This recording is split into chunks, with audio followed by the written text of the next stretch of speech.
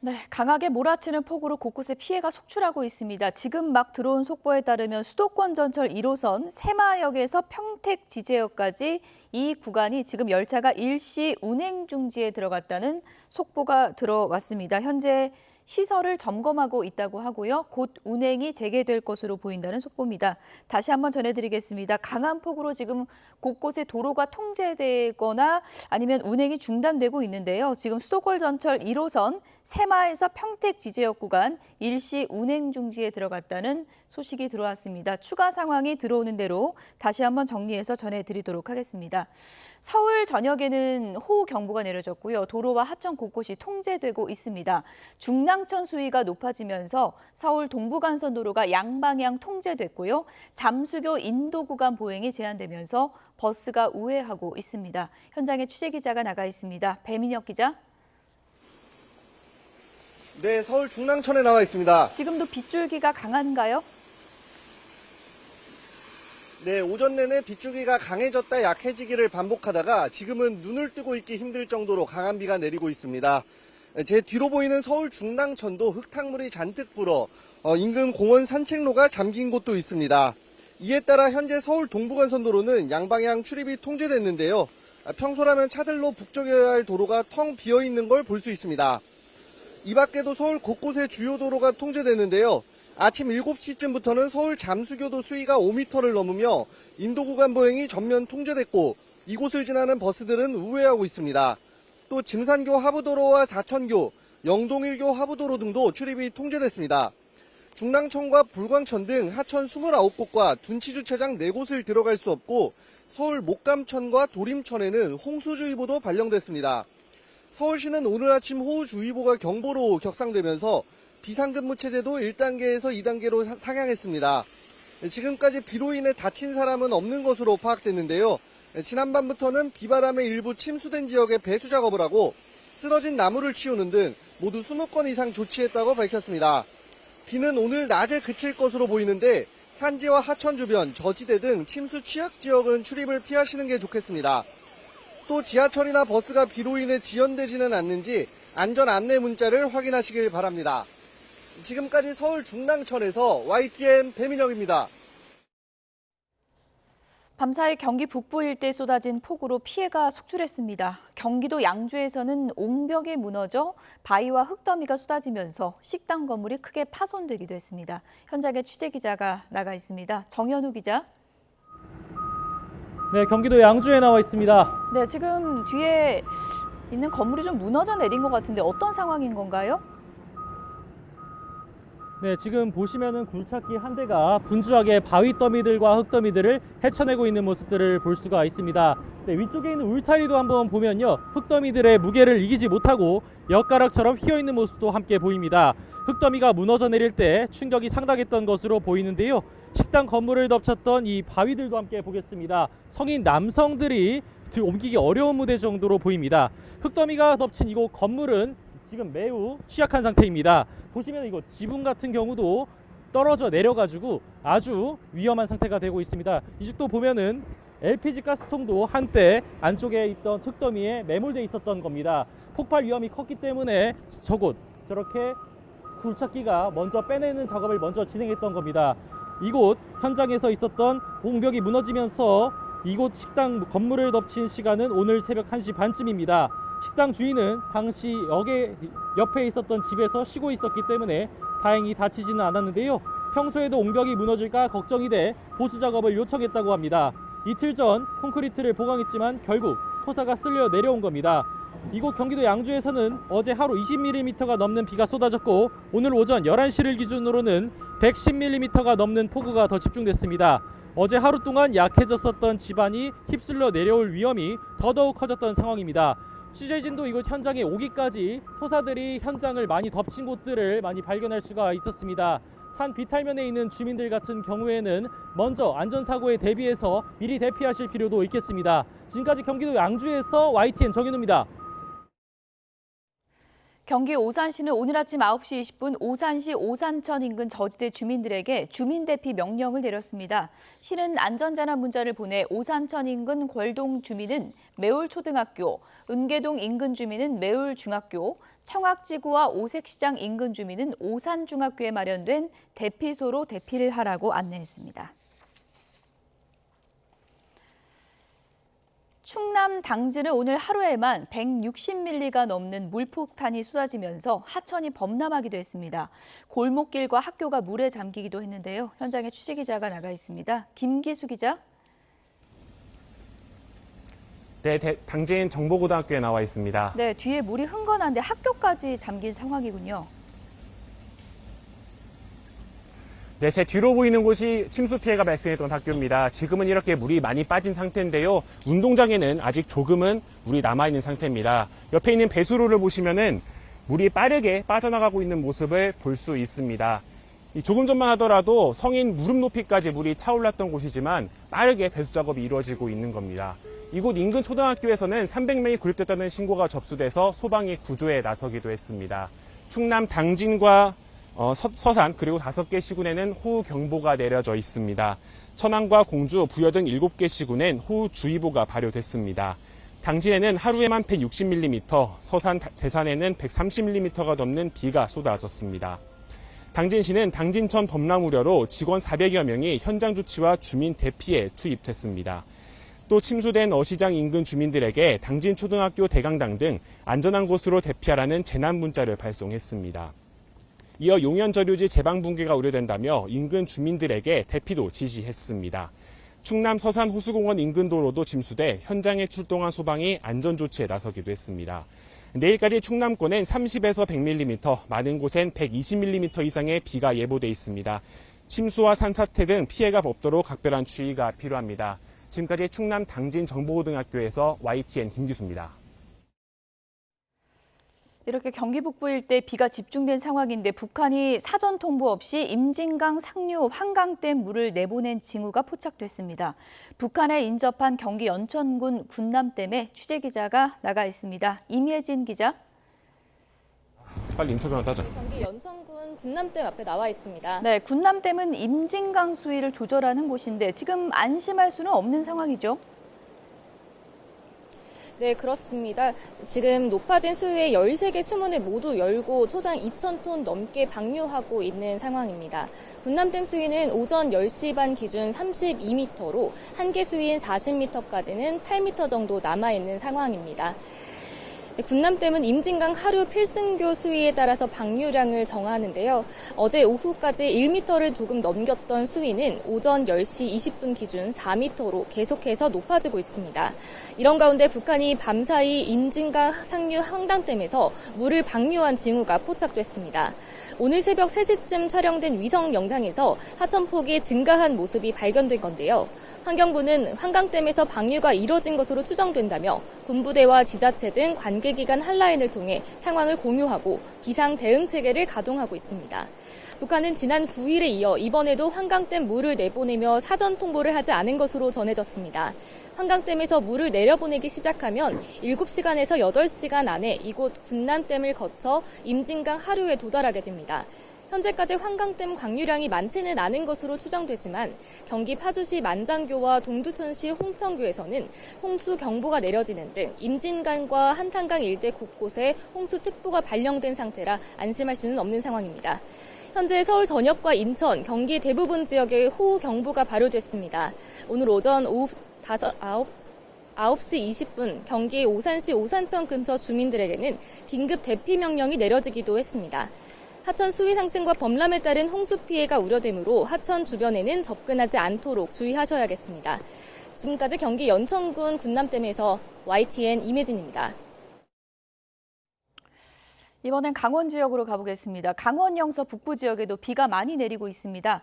북한강 수계댐은 수위 조절을 위해서 어제부터 수문을 열어 방류량을 늘리고 있습니다.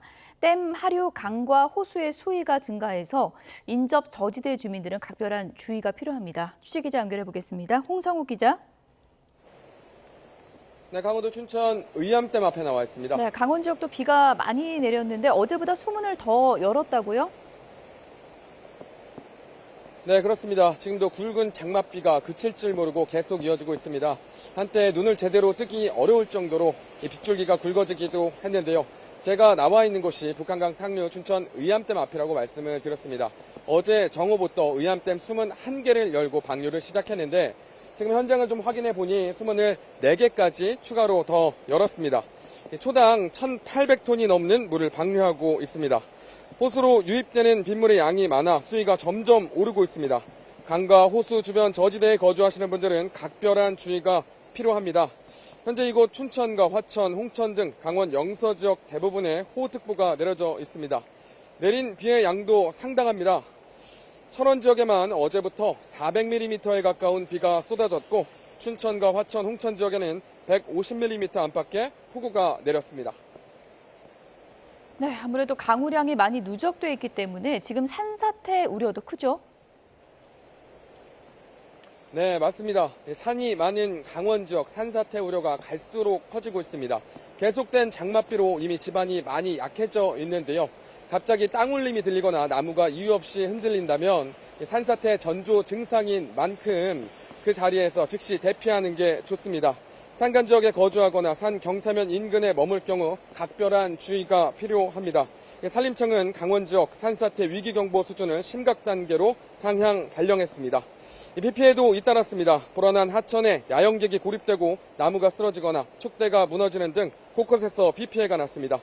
기상청은 오늘 밤까지 시간당 30에서 60mm의 강한 비가 강원 지역 곳곳에서 내릴 것으로 예보했습니다. 장맛비가 점점 더 거세지고 있는 모양인데요. 비 피해 없도록 각별한 주의가 필요합니다. 지금까지 강원도 춘천에서 YTN 홍서욱입니다. 서울 등 수도권 대부분 지역에 호우경보가 발령 중인 가운데 중부지방은 오늘 오후까지 시간당 70mm 이상의 강한 비가 집중될 것으로 보입니다. 정체전선이 서서히 남하하면서 오늘은 남부에도 다소 강한 장맛비가 내릴 전망입니다. 방기성 K웨더 예보센터장과 함께 짚어보도록 하겠습니다. 네, 센터장님 나와 계시죠? 네, 안녕하세요. 네, 지금 호우특보 상황부터 좀 보도록 하겠습니다. 경기도 대부분 지역과 서울, 인천 등 이 수도권 지역에 아직도 호우경보가 발령 중입니다. 지금 이 지역에 비가 집중되는 이유는 뭡니까? 장마전선이 현재 중부 쪽으로 형성돼서 어젯밤 또 오늘 새벽까지는 주로 경기 북부에서 머물러 있다가 현재는 내려오고 있습니다. 그래서 이제 현재는 가장 강한 비구름대가 경기 남부와 충청 쪽으로 내려오고 있는데 그러다 보니까 이 지역 쪽으로 주로 이제 수도권 지역, 그다음에 강원 영서 지역, 충청 지역, 그다음에 이제 전북의 북부 지역까지 현재 호우특보가 발령돼 있습니다. 네, 지금 특히 경기 남부 지역 같은 경우에는 더욱 강한 비가 쏟아지고 있는데요. 경기 평택 포승읍은 시간당 62mm, 충남 당진, 신평면은 시간당 58.5mm 등 이렇게 중부 곳곳이 계속해서 시간당 50mm 후반에서 60mm 초반을 기록하고 있습니다. 이 정도면 어느 수준이죠? 실제로 이제 우리가 그 비가 강하다 하는 정도 수준이 시간당 15mm고요. 이제 우리가 자동차를 운전할 때 와이퍼가 움직이지 않고 시계가 거의 보이지 않아서 운전하기 어렵다는 게 시간당 30mm입니다. 네. 그러니까 실제로 시간당 60mm, 70mm라면은 극한호우라고 얘기할 수가 있죠. 그러니까 거의 이 시계도 보이지 않고 비가 내리는 양은 물폭탄이 쏟아 내리는 정도라 이 물이 거의 빠져나가지 못합니다. 그러다 보니까 이제 침수 혹은 하천 홍수, 범람, 산사태 이런 것들이 발생하기 쉬운 정도의 강수량이라고 보시면 됩니다.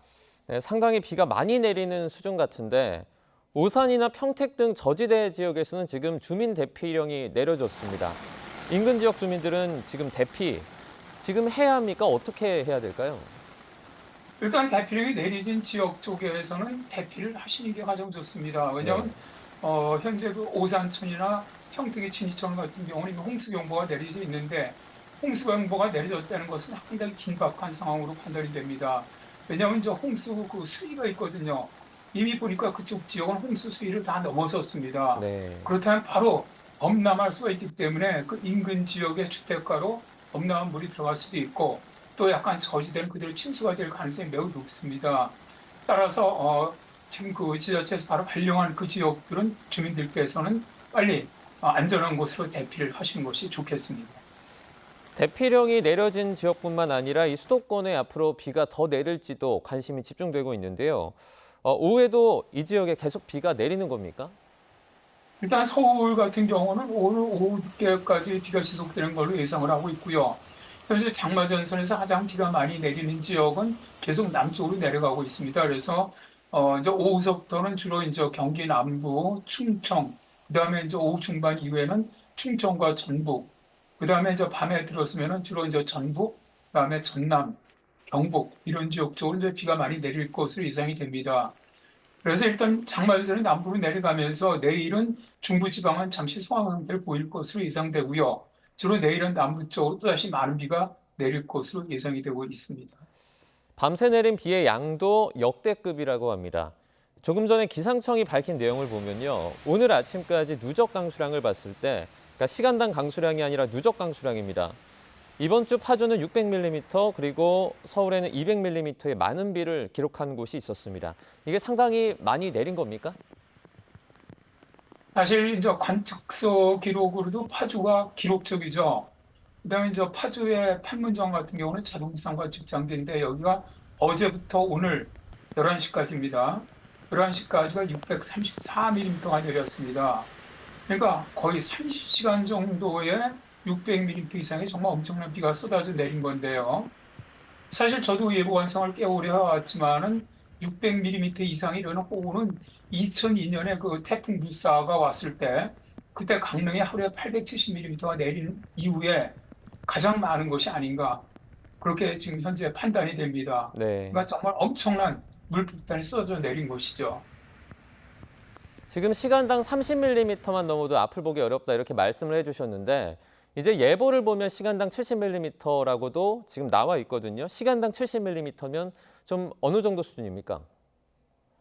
실제 말씀드린 것처럼 30mm 정도라면은 저 거의 자동차에서 시계고 확보가 안 되는 수준입니다. 제가 그 경험했던 것은 50mm 올 때까지는 경험을 해봤는데 50mm 정도 내릴 때 실제로 낮이었는데도 전부 사방이 캄캄하고 완전히 그 시계는 확보가 되질 않고 비는 거의 물폭탄 쏟아지는 그런 경험을 한 적이 있습니다. 네. 70mm라면 지금 현재 그 기상청에서 호우 긴급재난 문자가 발령되는 게 시간당 72mm 이상이거든요.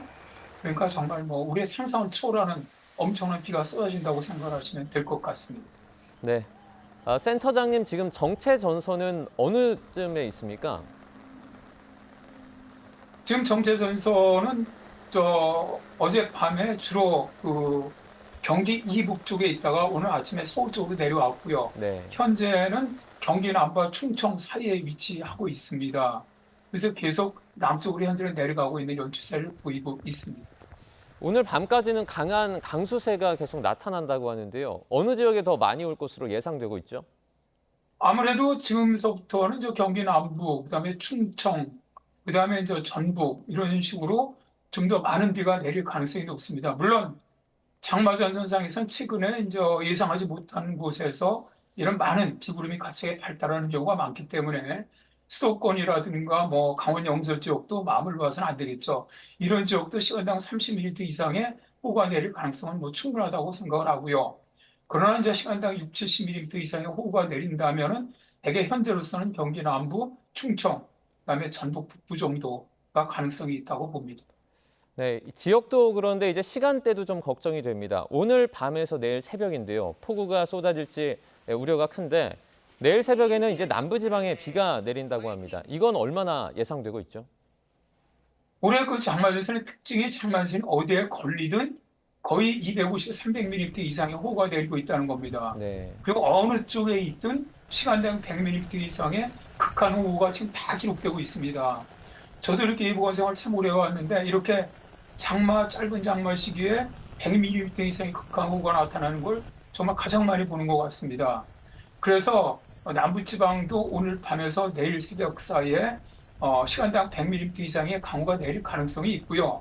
충분히 그다음에 많이 내리는 곳은 250mm 이상 충광수량은 예상하고 있습니다. 지금 최근에 비가 내리는 걸 좀 보면요. 한 곳에 물폭탄을 쏟듯이 한참 쏟고는 그다음에 조금 이동해서 또 다시 쏟아붓는 식이 반복되고 있는 것 같거든요. 이게 좀 흔한 형태입니까?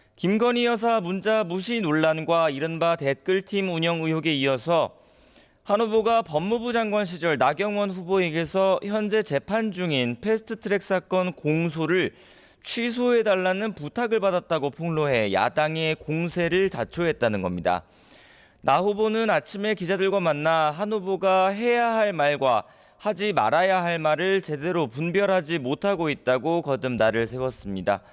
원희룡 후보 역시 동지의식이 없으면 어떤 일이 일어날 수 있는지 보여주는 사례라고 한 후보를 비판했습니다. 당내에서도 전당대회 후유증을 우려하는 목소리가 적지 않습니다. 황우여 비상대책위원장은 YTN과 통화에서 당이 상처를 입을까 무섭다며 과열된 전당대회가 빨리 끝났으면 좋겠다고 토로했습니다. 내부적으로는 한동훈 후보가 법적으로 문제가 될 말을 한 건 아니지만 별 얘기를 다 했다. 또 아직 검사의 시각에서 세상을 보는 것 같다는 말도 나왔습니다. 한동훈 후보 캠프는 이런 당 안팎의 비판과 우려에 미리 준비하거나 의도한 폭로는 아니었을 거라며 정면 대응을 자제했습니다. 국민의힘 당권 주자들은 오늘 밤 5번째 방송 토론회에서 또 한 번 맞붙을 예정입니다. 네, 민주당 당권 주자들도 첫 방송 토론회를 치렀죠. 네, 아침에 CBS 라디오를 통해 방송됐습니다. 이재명 후보의 연임 도전이 옳은 선택인지를 두고 김두관 후보의 공세와 이 후보의 반박이 이어졌습니다. 김두관 후보는 최근 대선에 출마하려는 당대표 사퇴 시한에 예외를 둘 수 있게 당헌 당규를 바꾼 것을 근거로 이재명 후보에게 2026년 지방선거 때 공천권을 행사하려는 거냐고 따져 물었습니다. 또 사법 리스크를 방어하기 위해서 연임하려는 것 아니냐고 쏘아붙였습니다. 이에 이재명 후보는 지방선거 공천권을 행사한다고 생각한 적 없고 이미 당대표일 때 기소가 돼서 재판받고 있는데 연임이 사법 리스크에 무슨 도움이 되겠느냐고 반박했습니다. 민주당의 동료라면 왜 그렇게 공격당하느냐고 할 게 아니라 함께 싸워줬으면 한다고도 말했습니다. 두 후보는 최근 당내 화두로 떠오른 종합부동산세 완화나 금융투자소득세 유예 문제를 두고도 온도차를 보였습니다. 김두관 후보는 당의 근간을 지켜야 한다며 회의적으로 반응했지만 이재명 후보는 세제를 신성 불가침처럼 수호하는 건 옳지 않다고 맞섰습니다. 김 후보는 여야가 대립해온 최상병 특검의 제3자 추천 방식 역시 현실적으로 고려할 수 있다고 했지만 이재명 후보는 야당이 추천하도록 한 원안이 정의롭다고 주장했습니다. 네, 국회에서 내일 윤석열 대통령 탄핵 청원 청문회가 열리죠. 네, 국회 법제사법위원회 소속 야당 의원들이 최상병 1주기를 맞아 대통령실의 수사 외압 의혹을 주제로 청문회를 준비하고 있습니다. 민주당 박찬대 원내대표는 아침 회의에서 100만 명 넘는 국민이 대통령 탄핵 청원에 동의했고 국회법에 따라 적법하게 여는 청문회라며 채택된 증인들은 반드시 출석해야 한다고 강조했습니다. 야당은 지난달 특검법 입법 청문회 이후 임성근 전 해병대 사단장의 구명 로비 의혹 등 새로 확인할 내용이 많이 생겼다며 진상규명을 벼르고 있습니다. 반면 여당은 애초 탄핵 요건에 부합하지 않는 청원 사유로 청문회를 여는 것 자체가 위법하고 부당하다고 주장하고 있습니다.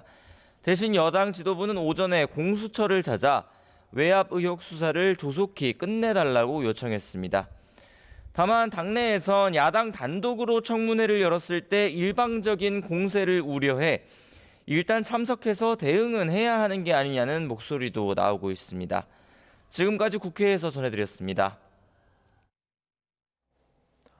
복귀하지 않은 전공의에 대한 사직 절차가 마무리됐습니다. 병원으로 돌아온 전공의가 극소수인 것으로 전해진 가운데 정부는 의료 공백을 최소화하기 위해 하반기 전공의 모집을 차질 없이 진행하겠다고 밝혔습니다. 취재기자 연결해서 알아보도록 하겠습니다. 이문석 기자. 네, 이문석입니다. 사직한 전공의의 규모는 집계가 됐습니까? 아직 집계 결과가 나오지 않았습니다. 정부는 각 수련병원에 어제까지 전공의 결원 규모를 제출하라고 했는데요. 이를 바탕으로 오는 22일 차질 없이 하반기 전공의 모집 절차에 들어간다고 발표했습니다. 복귀한 전공의가 많지 않은 것에 대해 정부의 진심이 전해지지 않아 안타깝다는 말도 전했습니다. 조규홍 보건복지부 장관의 말 들어보겠습니다. 결원 규모를 최종 확인한 후 7월 22일부터 하반기 전공의 모집 일정을 차질 없이 진행할 예정입니다. 정부가 일부의 비판에도 불구하고 환자와 전공의 우리나라 의료를 위해 내린 결단과 진심이 전해지지 않아 매우 안타깝습니다. 하지만 일부 수련병원은 전공의 결원 규모를 제출하지 않은 거로 확인됐습니다. 정부는 방침을 따르지 않은 병원에 대해 전공의 정원 축소를 적극적으로 검토하겠다고 했습니다. 더불어 최근 복귀를 결심한 전공의들의 명단을 유출해 조롱하고 낙인 찍는 행위가 발생한 것과 관련해서도 집단 따돌림 행위를 멈춰달라고 요청했습니다. 명단을 유출하고 인터넷에 게시한 의사와 의대생 18명은 경찰이 확인해서 검찰에 송치했다고 전했습니다. 그제 16일 기준으로 전국 수련병원의 레지던트 가운데 12%가 넘는 1,302명이 사직 처리됐습니다. 복귀 의사를 밝힌 전공의는 소수였고 대다수 전공의는 수련병원의 답변 요구에 응답하지 않은 거로 알려졌습니다. 어제 박단 대한전공의협의회 비대위원장은 SNS를 통해 병원장들이 국가 권력에 굴복했다며 유감을 나타내기도 했는데요. 또 퇴직금 지급 지연과 취업 방해 등 전공의들의 노동권을 침해한 병원장들에 대해서는 민형사 소송을 진행하겠다고 밝혔습니다. 당장 내일 오후에 서울대병원을 비롯해 이른바 빅식스 병원 사직 전공의들이 보건복지부 장관과 병원장들을 직권남용 혐의로 고소하기로 했습니다. 지금까지 사회부에서 전해드렸습니다. 메신저 카카오톡 일부에서 기능장애가 발생해서 이용자들이 불편을 겪고 있습니다. 카카오 관계자는 일부 이용자들에게 카카오톡 PC 버전 계정 로그인이 원활하지 않은 현상이 발생했다고 밝혔습니다. 카카오는 현재 문제의 원인을 파악하기 위해서 긴급 점검을 벌이고 있습니다.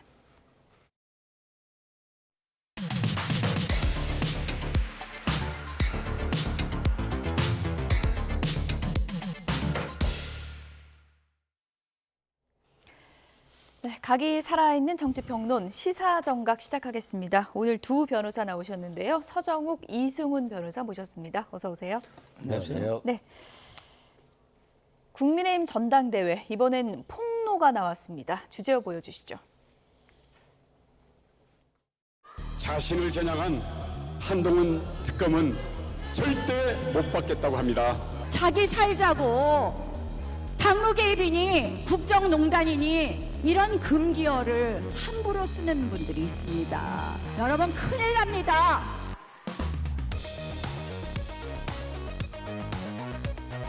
나 의원님께서 저에게 본인의 그 패스트트랙 사건 공소 취소에다가 부탁하신 적 있으시죠?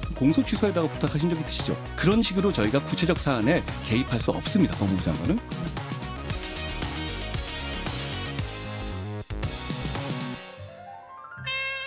민주당의 의회 폭주가 언제부터 시작되었습니까? 2019년 공수처법과 연동형 비례제의 선거법을 패스트트랙에 태우면서부터입니다. 빠루를 들고 문을 뜯으며 달려드는 민주당에게 맨몸으로 맞섰습니다, 여러분. 당연히 공소 취소했어야 될 사안입니다. 공소 취소는커녕 공소 취소 부탁이라고 이야기합니다. 보수 정권 후보 맞습니까? 당대표 후보 맞습니까? 한 후보의 입 리스크 새로운 위험으로 등장했습니다. 공소 취소에다가 부탁하신 적 있으시죠? 빠루를 들고 맨몸으로 맞섰습니다, 여러분.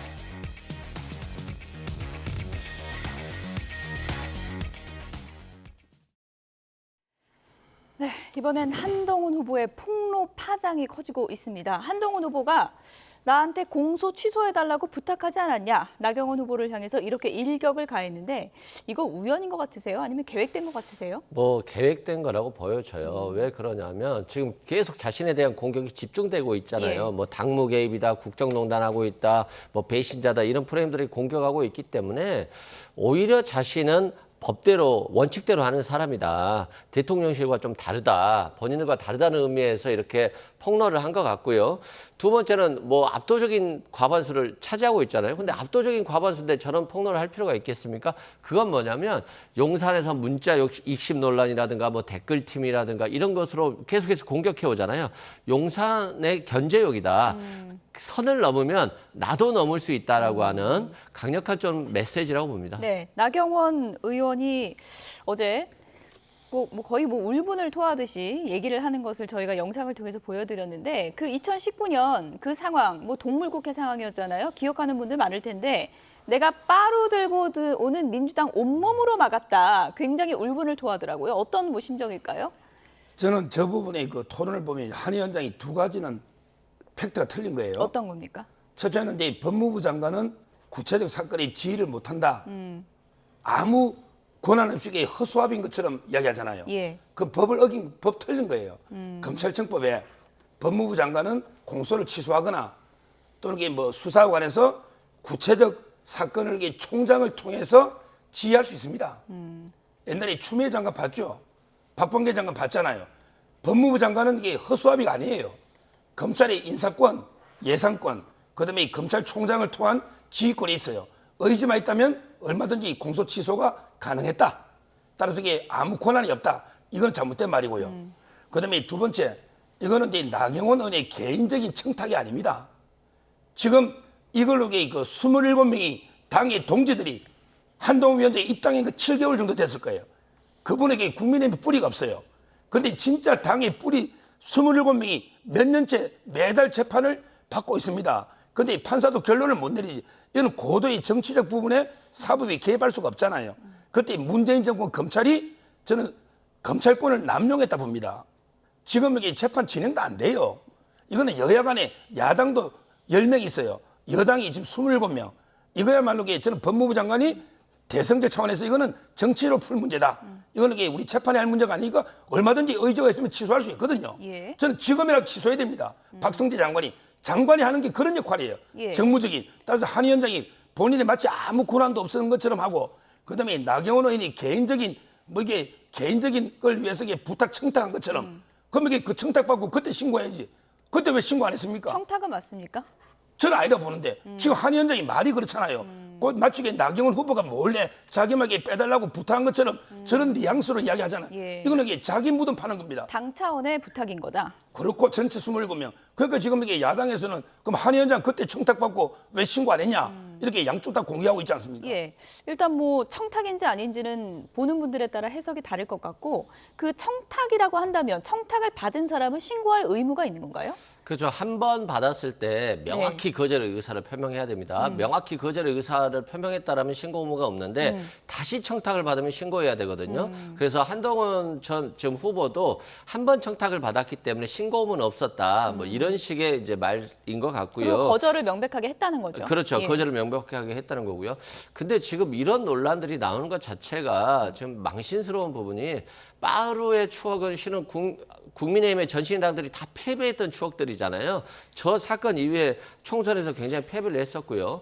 그리고 법무부 장관이 나경원 의원 얘기를 듣고 나서 공소를 취소하라고 검찰총장에게 지휘한다는 것 자체가 굉장히 국정농단이죠. 자신과 자신을 포함한 자신의 의원들에 대해서 봐달라고 하는 것 자체가 말이 안 되는 거고요. 국회 선진화법을 누가 만들었죠? 나경원 의원과 국민의힘 전신당이 만들었어요. 자신들이 만들어 놓고 자신들이 잘못을 저지르고 그리고 검사가 기소하니까 공소를 취소해달라? 이것 자체가 저는 좀 코미디 같은 얘기들이 지금 여당에서 이루어지고 있다 이런 생각이 듭니다. 예. 이게 청탁이든 아니든 당시에 한동훈 장관이 권한이 있었다고 해석을 했으면은 그것을 나경원 의원의 그 당시 원내대표의 그 요구대로 해주는 게 맞았다고 보시는 건가요? 그렇죠. 저는 지금도 홍준표 시장 말처럼 지금도 이제 박성재 법무부 장관이 예. 공소 취소해야 된다 봐요. 재판이 안 되고 있다니까 지금 한 달에 한 번씩 지금 몇 년째 이게 2019년 일입니다. 그리고 이제 이거는요. 저는 그때 칼럼도 썼지만 정당 방위 내지 정당 행위입니다. 아무리 그때 불법 사보임 논란이 있었어요. 그때 오신환 의원하고요. 권은희 의원에게 바꾸면서 체입에 그때 강금 논란도 있었잖아요. 제가 보기에 저는 불법 사보임이라고 저 개인적으로 생각하고 이게 논란이 그걸 떠나서 이거는 이제 국회에서 여야 의원들끼리 선거법하고 공수처법입니다. 선거법은 여야 합의로 통과해야죠. 이걸 이게 막는 과정이 몸싸움인데 국회에서 이런 거 있잖아요. 이걸 사법잣대로 가서 계속 재판하면 지금 그중에 당선된 사람도 꽤 있을 거 아니에요. 배지 다 날릴 겁니까? 지금이라도 저는 이런 무익한 재판보다는 공소 취소하는 게 박성진 장관이 맞다 봐요. 예, 한동훈 후보의 이런 폭로가 나오기까지 그 맥락을 보면 나경원 후보 측에서 계속해서 이재명 전 대표 영장 기각된 것이 당시 법무부 장관을 맡았던 한동훈 전 장관의 실패 아니냐 이렇게 프레임을 몰아가는 것에 대한 반격이었거든요. 그 공세는 정당하다고 보십니까? 그렇죠. 지금 이게 한동훈 장관이 그냥 내가 전략적인 잘못 판단했다. 사과하면 끝날 문제인데 계속 본인이 권한이 없다고 하는데. 네, 영장은 판사가 판단하는 거예요. 그러니까 이게 제가 설명을 해드리면 이재명 범죄가 이게 많아요. 7개 범죄가 넘어요. 쪼개면 이게 10몇 개예요. 혐의가 많다고 표현해 주시죠. 이걸 이게 송경호 그때 지검장과 이원석 총장 이 중앙으로 이게 다 끌어모은 겁니다. 모아서 이게 3-4개씩 모아가지고 한 번에 영장을 치니까 한 번은 국회에서 부결되니까 3개 날아가고 또 한 번에 유창훈 판사 기각하니까 4개가 날아가잖아요. 이런 걸 이게 쪼개기로 했어야 돼요. 무슨 말이냐면 이게 성남지청의 수사 성남FC는 성남법원의 영장, 그다음에 수원지검의 이번에 쌍방울 대북송금 있잖아요. 이거는 수원의 영장, 서울 거는 서울. 쪼개기로 이재명을 이렇게 7번, 10번 계속 영장을 취소해야 되는 거예요. 이걸 병합한 거 이게 전략적인 저는 판단 잘못이 이원석 총장과 송경호 지검장이 잘못했고 거기에 한동훈 최고 책임자로서 지휘권을 할 수 있거든요. 이재명 대표에 대해서 저는 수사를 전략적으로 물론 판단은 판사가 하지만 모은 거 있잖아요. 이게 잘못됐다는 거예요. 어쨌든 이것이 가정법이니까 이게 맞다 틀리다 저희가 지금 그 얘기는 할 수 없을 것 같긴 한데 서정 변호사의 그 얘기는 어떻게 보세요? 장관 시절 이거 실패한 거 아니냐라는 공격에 대해서 좀 정당한 얘기라고 보십니까? 한동훈 장관이 실패한 건 맞죠. 그렇게 수사를 한 2년 가까이 했습니다만 결국 이재명 대표가 15년 받은 게 안 나왔잖아요. 그런 측면에서는 실패했죠. 그리고 실패를 했다라고 한다면 영장을 안 쳤어야 되는데 영장을 친 실패를 한 거죠. 그리고 국민의힘은 또 무슨 실패를 했냐. 한동훈 전 장관이 그냥 구속시킨다고 하니까 그것만 믿고 총선 전략이 오로지 수사 하나밖에 없었던 거예요. 그러니까 영장이 기각돼 버리니까 혼비백산해서 아무것도 못하고 그냥 다수석을 압도적으로 뺏긴 거 아니겠습니까? 그렇기 때문에 예전에 총칼 갖고 이길 수 없다라고 하잖아요. 마찬가지로 검찰 수사만 가지고 민주당을 이기려고 하고 야당을 탄압하려고 하니까 결국에는 남는 게 없는 거예요. 마찬가지로 쪼개기 영장도 저는 말이 안 되는 말이라고 생각합니다. 어쨌든 한동훈 후보의 폭로가 나오자 야권에서도 공세가 강화되고 있습니다. 조국 대표 어떤 얘기했는지 잠시 들어보시죠. 존경하는 국민 여러분, 만일 제가 법무부 장관 시절 댓글팀을 운영했다는 의혹이 일어나거나 여당 의원이 저에게 공소 취소를 해달라고 부탁했다면 어떤 일이 벌어졌겠습니까? 전국의 검사들은 게시판에 의견을 표명하고 난리가 났겠지요. 검찰도 바로 강제 수사에 들어갔을 것입니다. 문재인 대통령 부인 김정숙 여사가 여당 비대위원장에 당무와 관련된 문자를 보냈다면 어땠을까요? 네. 만약에 내가 그런 의혹의 당사자였다면 가만히 있을 건가라고 이제 조국 대표가 반문을 하는 건데요. 지금 야권에서는 당장 수사 들어가라. 이거 의혹이 한두 가지가 아닌 거 아니냐 이런 공세가 커지고 있습니다. 아마 이제 하나하나 이제 반박을 해보면 세 가지인데 조국 대표 주장이 일단 댓글팀은요 장해찬 최고가 이제 4개 걸음 발표했죠. 다만 이제 한동훈 장관이 뒤에서 이제 사주나 배우에 이걸 지시했다거나 또는 이제 조직을 직접 자금을 댔다거나 이런 건 아직 없잖아요. 따라서 이제 댓글팀 한동훈 위원장이 개입했다는 건 없기 때문에 좀 이게 수사 이건 다르고요. 그리고 이제 또 이제 하나 제시한 게 공소 취소 이것도 개인적으로 어떤 자기 욕심에 나경원 의원이 부탁한 것도 아니고 27명이 문제잖아요. 그 취소가 나경원 의원 혼자 취소가 됩니까? 27명이잖아요. 그리고 한 위원장이 거절했다고 하잖아요. 따라서 이것도 수사 대상 아닌 거고요. 그다음에 마지막으로 김정숙 여사가 비대위원장이 당무가 아니고 이거는 그때 사과의 당사자가 김건희 여사잖아요. 사과의 당사자인데 다만 이게 의논 차원에서 당하고도 선거의 전략이 중요하니 어떤 방식으로 어떻게 사과할지 상의를 좀 해볼 수 있잖아요. 본인이 당사자지 이걸 김건희 여사가 공천 하나 누구 달라고 한동훈 위원장이 문자 보내면 그건 안 되죠. 그게 아니잖아요. 따라서 조국 대표 주장은 조목조목이 다 틀린 거예요. 국민의힘 전당대회를 이른바 뭐 자폭전대 아니냐. 자기들끼리 지금 뭐 내부 싸움하다가 이거 자폭으로 가는 거 아니냐라는 말까지 나오고 있는데 이후에 사법 리스크가 좀 커진다면 어떤 의혹이 더 커질 수 있다고 보세요? 그렇죠. 이제 커질 수 있는 건 수사를 하지 않으면 범죄도 없거든요. 결국 예. 수사를 하고 댓글팀 수사를 한다라고 한다면 이게 돈을 주고받은 것을 떠나서 뭐 비방 목적으로 상대방을 공격하는 데 있어서 조직적으로 활용했다라고 한다면 이것도 범죄거든요. 그런 측면에서 장해찬 씨가 지금 고소하라라고 했습니다만 자신도 공범이다라고 실은 자백을 했거든요. 그래서 실은 검찰에서 장해찬 씨를 좀 불러다가 자백 진술을 받아야 될 것 같아요. 예. 그렇게 된다라고 한다면 한동훈 후보에 대한 수사도 진행될 수 있겠죠. 근데 국민들 보는 입장에서는 지금 한심하고 좀 분노가 좀 차오르고 있다 이렇게 생각됩니다. 네, 이른바 뭐 한동훈 폭로전 파장이 커지자 한동훈 후보 측에서는 너무 억울하다 이런 심정을 피력했습니다. 장동혁 의원 얘기 들어보겠습니다. 전국의 모든 후보들이 한동훈 비대위원장이 한 번만 더 유세에 왔으면 좋겠다. 1분도 좋고 5분도 좋으니까 잠깐 스쳐가기만 해도 좋겠다라고 이야기를 했었습니다. 예. 오는 것이 표 떨어지는 것이라면 굳이 오라고 했겠습니까? 그랬더니 지금 와가지고는 법무부 장관 때 한 것이 도대체 뭐가 있냐라고 이야기합니다. 예.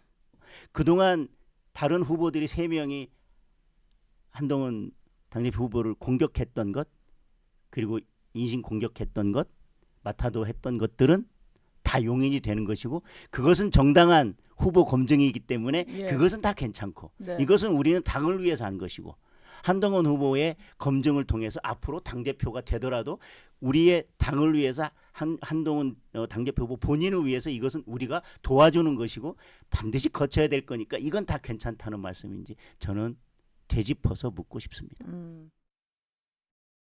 네, 나는 지금까지 네거티브 계속 당했는데 나 한 번 얘기했다고 이렇게 나를 모함하는 것은 좀 그렇지 않냐 뭐 이런 입장인 것 같은데 어떻게 들으셨습니까? 그렇죠. 아마 이제 이거 한동훈 위원장 측에서는 이제 예. 이거 배신감 느낄 거예요. 이것도 예. 배신이에요.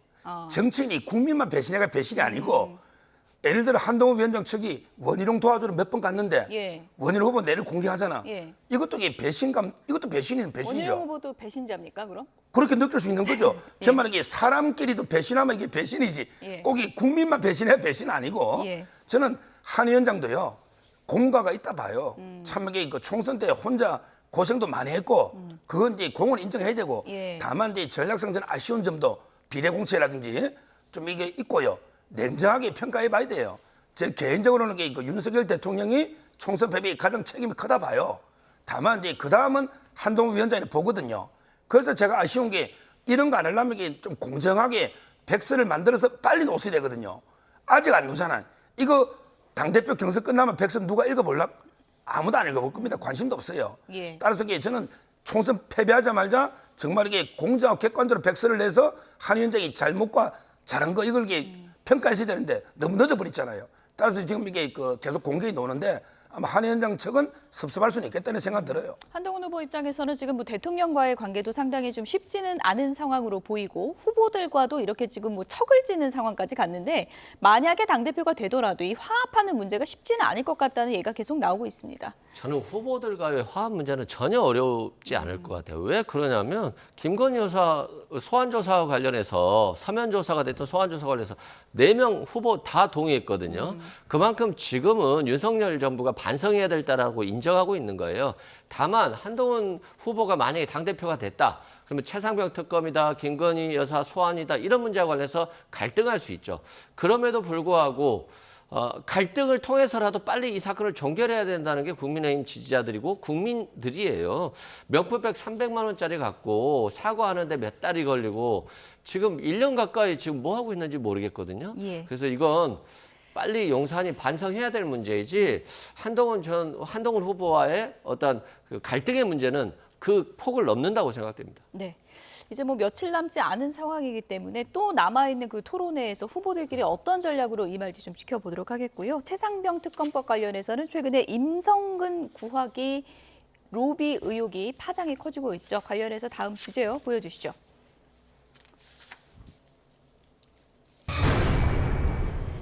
사기 탄핵 게이트다. 권성동 의원은 이렇게 주장을 하고 있습니다. 다 짜고 친 거다. 이런 주장인데요. 어떤 내용인지 들어보시죠. 사실은 6월 21일 날 그 최상병 특검 입법 청문회에서 민주당 의원들이 이걸 물었지 않습니까? 이종호 아냐? 그 임성근 사단장한테 이종호를 아냐? 네. 이걸 물었다는 거는 이쪽에서 제보를 해주지 않으면 민주당 의원이 이걸 알 리가 만무하지 않습니까? 또 6월 25일 날 갑자기 JTBC 보도가 나오고 그 이틀 후에 다시 김기현 변호사가 또 다른 유튜브에 나가서 마치 김건희 여사와 이거 연결이 되는 것처럼 또 이렇게 얘기를 한단 말이에요. 그러나 이건 저는 충분히 사전에 교감이 있었다. 이렇게 의심할 수밖에 없다. 네, 작년에 이순직 사건이 발생하기도 전에 있었던 일들인데 그렇게 이제 뭐 메신저를 이제 비하하고 깎아내린다고 해서 작년에 있었던 이 일들 그리고 그 녹음 이런 파일들이 사라지는 것이 아닙니다. 이렇게 오히려 사건에 집중하지 못하도록 다른 사람들의 이력이나 이런 걸 가지고 방해를 하려는 그런 것이 오히려 저는 공작이 아닌가 그런 생각이 들고. 그 일련의 과정에서 민주당 관계자 그 누구하고도 상의를 하신 적이 없다 이렇게 얘기를 해도 되는 걸까요? 네, 전혀 없습니다. 네, 해병대 선후배 형 동생 사이에 무슨 일이 있었던 걸까요? 많은 추측을 할 수밖에 없는 그런 상황인데 어쨌든 권성동 의원은 김기현 변호사 자체가 민주당과 짜고 친 거 아니냐 이렇게 의심을 하고 있는 거죠. 이분이요 1인 3역을 한 거예요. 박정훈 대령의 변호인 역할을 해요. 이분이 로스쿨 8기입니다. 검사도 나왔어요. 박정훈 대령의 변호인. 그다음에 두 번째는 공익신고자 행세를 해요. 신분을 숨기고 공익신고자. 그다음에 세 번째는 방송에 나가서는 이게 나팔수로 전파를 해. 자기 그걸 숨기고. 이게 1인 3역이에요. 이분이 처음부터 이게 박정훈의 변호인이다 이렇게 했으면 이거 국민들이 아무도 관심도 안 가졌어요. 왜? 박정훈의 대리가 한쪽 당사자잖아요. 그러면 이게 신빙성이 확 떨어져가지고 아무도 이게 관심을 안 가지는 거예요. 근데 마치 엄청난 어려운 이게 공익신고자가 엄청난 제보한 것처럼 떠들었는데 실제는 박정훈 대령 측이 한 거죠. 그다음에 이분이요. 서대문 갑의 그 청년들 거기에 나갔잖아요. 아마 지금처럼 이게 폭로했으면 그때 됐을 거야. 근데 그때는 안 유명하니까 김동아 이분이 정지상과 이재명의 변호인이거든요. 그러니까 김동아 이분에게 억지로 배지를 주려고 이분이 떨어진 거예요. 자, 처음부터 민주당에 배지 받아 공천 받으려고 민주당에 대회 나갔다고 하면 국민들이 그걸 신뢰했을까요? 그러니까 그때 민주당하고 이미 유착된 게 아닙니까? 왜 공천 신청 그 나갔기 때문에 이런 걸 의혹을 지적하고 있는 거고 가장 큰 문제는 이 녹음을 언제 한 겁니까? 이게 언제 한 거예요? 8월 9일 작년에 한 거예요. 그런데 공익신고자가 1년이 지나서 지금 이게 폭로합니까? 1년 동안 이게 기회를 보고 있은 거예요. 이게 하는 짓이 꼭 그 목사 최재형 목사스러운 행태를 하고 있는 거예요. 그분도 이게 딱 사진 찍어놨고 혹시 김건희 여사가 백 들고 다니나 이게 감시하고 있다가 들고 다니면 찍어서 폭로하려고. 근데 안 썼잖아요. 포장채로 이게 한번 뜯어보고 다시 합체가 나눴다는 거 아니에요. 저는 이런 식으로 공익신고자가 1년 동안 폭로 안 하더니 갑자기 하는 이런 게 문제라는 거예요. 김기현 변호사는 이제 언론 인터뷰에서 폭로를 지금 하는 이유에 대해서 워낙에 친분이 있던 사람들이기 때문에 인간적인 좀 고뇌가 있었다 이런 답변을 하기도 했고요. 어쨌든 메신저를 공격한다고 그 사실 자체가 사라지는 것은 아니다 이렇게 반박을 했더라고요. 그렇죠. 뭐 김기현 변호사가 뭐 녹음을 조작했다거나 증거를 뭐 왜곡시켰다라고 한다면 그런 공격이 맞을 것 같습니다만 전혀 뭐 왜곡된 거나 그런 게 없어요. 편집 없이 그대로 원본을 내놨기 때문에 김기현 변호사를 공격한다고 해서 뭐 국민들이 반응할 것 같지는 않고요. 지금 국민들이 분노하는 부분은 이거예요. 명품백 300만 원짜리 가방이고 처벌 규정도 없다라고 하잖아요. 그럼에도 불구하고 이게 뭐 대통령 기록물이니까 이거 반환하면 횡령이라고 했다가 이제는 또 반환하려고 했다가 또 며칠 뒤에 반환하려고 했다가 뭐 지금 이게 뭐 국민들 입장에서 보면 도대체 대통령실과 국방부 이분들이 이 300만 원짜리 명품백 갖고 계속 다투잖아요. 마찬가지로 이 최상병 사건도 마찬가지예요. 국민들께서는 진실을 알고 싶은 거지 공익 제보자가 누군지에 대해서 관심이 없어요. 그런 부분에서 좀 팩트와 증거에 맞춰서 오히려 국민의힘이 빨리 한동훈 후보와 마찬가지로 최상병 특검을 발의해서 통과시켜서 진실을 밝히는 게 오히려 국민의힘에 도움이 될 것이다 이렇게 말씀드립니다. 네, 어쨌든 뭐 도이치 주가 조작 사건의 공범인 이종호 전 대표는 VIP가 김건희 여사 지칭한 건 맞다라고 이제 밝힌 것 같고요. 그러나 로비를 했다, 로비가 통했다 이건 좀 허풍이었다라고 했는데 그 허풍인지 아닌지는 어떻게 판단할 수 있는 거예요? 아마 이제 그 증거하고 상식으로 판단하거든요. 모든 사실은. 예. 자, 상식적으로 지금 이게 도이치모터 특검한다고 난리치는데 김건희 여사가 이분하고 이게 연락하거나 만나면 이분이 또 떠들고 안 다닐까요? 진짜 김건희 여사 만났으면 나 여기 김건희 만났다. 그 사건 이후도 그렇게 떠들고 다닐 거 아닙니까? 제 말은 이게 그 어떻게 김건희 여사가 이런 사람하고 이게 통화하거나 만날 일은 전혀 없다. 옛날에 주가 조작 때는 계좌를 운영했는지 모르지만 전혀 없다고 저는 보고요. 아마 근데 그 이런 사람이 전국에 많아요. 나 이게 김건희 여사나 윤석열 친한데 뭐 민원 풀어줄게 해결해줄게 이런 우리 사기치는 사람도 많습니다. 엄청 많아요. 예. 저는 이분이 주가 조작 범죄만 한 게 아니고 이런 아주 허풍쟁이라 봐요. 자기가 이게 마치 김건희 여사가 엄청 친한 것처럼 뭐 이래가지고 이게 뭐 어떤 민원이든 해결할 수 있는 것처럼 이래 과시해가지고 자기 이익을 챙기려는 이런 사람이 많거든요. 예. 따라서 저는 절대 본인이 진짜 김건희 여사하고 만났거나 통화했으면 이게 증거 있어야죠. 저는 없다 봐요. 허세였다면 끝냈겠지만 당시 통화 내용 좀 길게 통화했는데 내용이나 통화 태도 이런 거 봤을 때 나는 그게 상당히 좀 신빙성 있게 들었다는 게 김규현 변호사의 주장이거든요. 이건 뭐 공수처 수사를 통해서 밝혀질 수 있는 부분이라고 보십니까? 그렇습니다. 뭐 김기현 변호사뿐만 아니라 듣는 사람도 뭐 그 진실처럼 들리잖아요. 내가 사표 내지 말라고 했고 내가 VIP에게 얘기했다라고 하잖아요. 그런데 갑자기 문제가 되니까 VIP가 해병대 사령관이다. 라고 또 했다가 나중에는 김건희 여사라고 진술을 바꾸고 스스로 그냥 허풍쟁이인 것처럼 지금 말을 하고 있잖아요. 이건 뭐겠어요? 김건희 여사라든가 윤석열 정부에 부담이 되지 않기 위해서 하는 행동들이잖아요.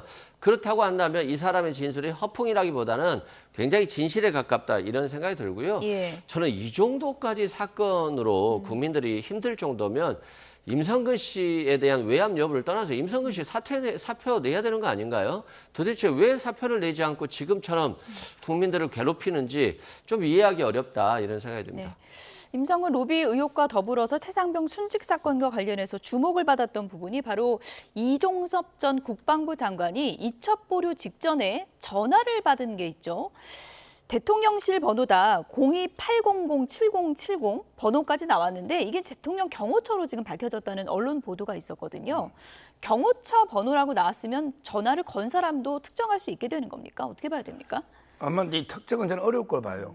지금 이제 민주당은 뭐 김건희 여사하고 통화한 게 아닌가, 예. 뭐 이런 이제 근거 없는 막 억측도 했는데요. 뭐 누가 이제 이게 어떻게 계속 청와대 내선이 바뀌는데 알 수가 있고 없고요. 또 이게 알아 뭐합니까? 누구면 아니 통화를 녹음한 것도 아니고 내용도 모르는데 그리고 대통령이 개인 전화로도 이게 몇 번 했잖아요. 근데 이 전화로 대통령이 한 번 더 했다 해서 이게 무슨 의미가 있습니까? 저는 통화 내용을 이게 녹음이나 도청하면 모르겠지만 통화했다는 것만 가지고 아무런 게 범죄 단서가 안 되는 거잖아요. 저는 의미 없는 이런 게 논쟁을 벌이고 있고요. 조금 전에 우리 이 변호사님이 임성근 왜 사표 안 내느냐는데 이번에 수사심의위원회에서 민간인들이 무혐의로 이게 불송치로 났잖아요. 그분에게 무죄 추정 원칙이 없습니까? 아, 그분은 유죄입니까 지금? 왜 그분이 갑자기 사표 내야 됩니까? 뭘 잘못했는데? 저는 그분에게 부당한 요구라 봅니다. 사표 내라는 거는. 그거는 이제 추후에 수사를 통해서 이제 예. 가려질 일인 것 같고요. 800-7070 이 번호가 이제 민주당 입장에서는 수사 외압 의혹을 풀 열쇠다 이렇게 받고 어디서 전화를 했는지는 밝혀졌지만 특정인과 내용은 지금 밝혀지지 않은 거거든요. 어느 정도 근거가 되는 건가요, 이건? 그러니까 이 번호가 지금은 예. 경호처라고 나왔습니다만 경호처가 그 대통령실 번호를 다 관리하는 것으로 보여지고요. 이 경호처 이 800-7070 번호로 수발신 내역을 국방부 법원에서 군사법원에서 확인하기로 했거든요. 예. 그렇다고 한다면 대통령이 전화를 한 건지 받은 사람이 누구인지를 통해서 대통령인지 뭐 김건희 여사인지 아니면 다른 사람인지를 확인할 수 있다는 측면에서 이 외압 사건의 가장 초기에 발생했던 당사자, 외압을 행사했던 당사자가 누군지를 확인할 수 있다는 점에서는 의미가 있다고 보고요. 국민들 입장에서 보면 솔직히 뭐 대통령실에서 외압을 했다라고 다 많이 생각하고 있기 때문에 이게 밝혀진다 한들 뭐 서정욱 변호사처럼 큰 의미는 없습니다만 그래도 진실을 확인한다는 차원에서는 확인을 해야 될 것 같고요. 그런 측면에서 군사법원에서 수발실 내역을 확인하는 절차를 거친 게 잘 됐다 이런 생각이 듭니다. 800-7070 어디서 걸려왔는지는 확인됐는데 누가 했는지, 뭐라고 했는지 이건 아직 의문점으로 남은 것 같습니다. 마지막 키워드 보겠습니다.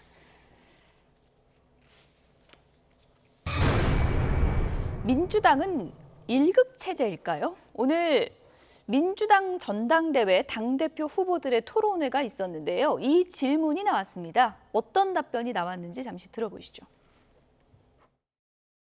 민주당을 지칭하는 용어로 일극체제라는 표현이 종종 등장합니다. 이 표현에 대해서 나는 일부 공감한다. 아니다. 도저히 동의할 수 없다. OX 들어주십시오. 공감하죠. 우리 당의 이제 생명이 역동성과 다양성인데 또 민주라는 DNA가 많이 훼손당하고 있다. 이런 그 느낌 또 이런 생각을 하는 당원들이 꽤 많습니다. 결국 이게 당원들이 선택한 겁니다. 당원들의 지지율이 80%를 넘는 상황. 그걸 일극체제라고는 할 수 없죠. 체제는 아니죠.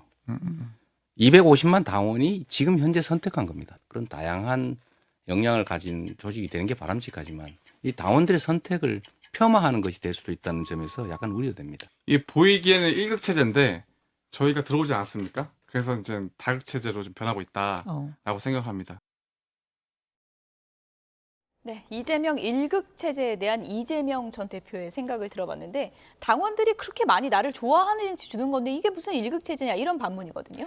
저는 이제 일극 체제를 두 가지로 해석해 보면 뭐 이재명의 민주당이다, 이재명 대표가 주도하고 있는 민주당이다 이런 의미에서 일극 체제에 대해서는 동의하겠습니다만 뭐 이재명 대표가 민주당을 잘못 이끌고 가고 있다, 또 민주화가 안 된 민주당이다 이렇게 보기에는 그런 의미의 일극 체제라고 하는 것에는 동의할 수 없고 오히려 저는 이런 생각이 들어요. 국민의힘에서 지금 이재명 대표의 당원들의 절대적인 지지에 대해서 좀 고민하고 우리 윤석열 대통령도 좀 지지를 많이 받을 수 있어야 되겠다. 이런 노력들이 필요하다고 생각돼요. 윤석열 정부에서 한동훈 후보와 약간 각을 지면서 지금 당대표 되는 걸 원하지 않는 모습들을 보여주고 있습니다만 한동훈 후보가 뭐 여론조사 보면 압도적이라는 거 아니에요? 그런 측면에서는 지금 윤석열 정부와 윤석열 대통령이 바뀌어야 되는 것이지 지금 야당 비판할 일극 체제라고 비판할 정도의 여유가 있는 정당은 아닌 것 같습니다.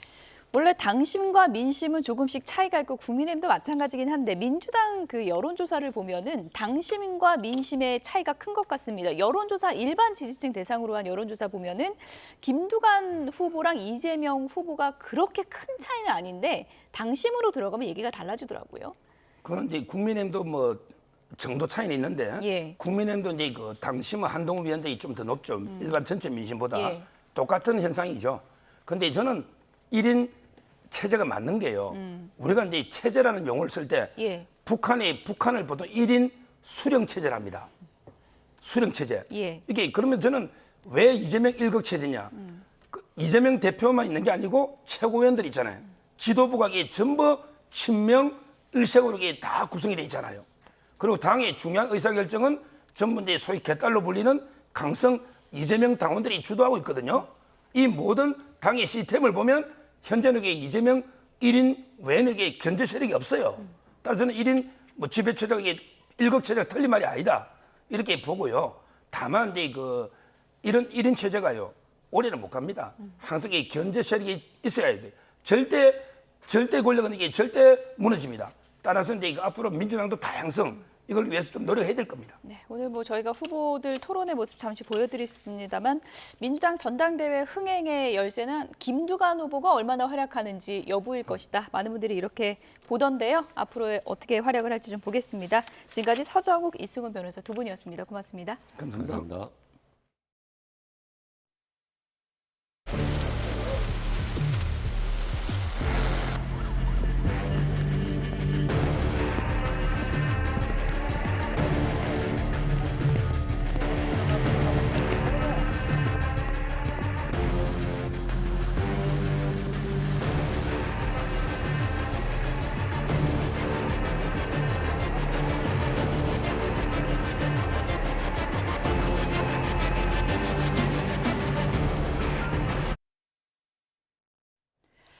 네, 정체전선이 남하하면서 호우특보 지역도 계속 확대되고 있습니다.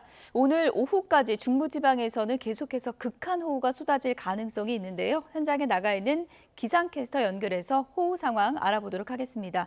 고은재 캐스터. 네, 서울 도림천에 나와 있습니다. 네, 그리고 도림천에도 홍수주의보 내려졌죠? 네, 오늘 오전 8시경 하천 범람을 우려해서 이곳 도림천에도 홍수주의보가 내려졌습니다. 현재는 정체전선이 서서히 남하하면서 서울은 아주 강한 호우구름의 영향권에서는 잠시 벗어난 상태인데요.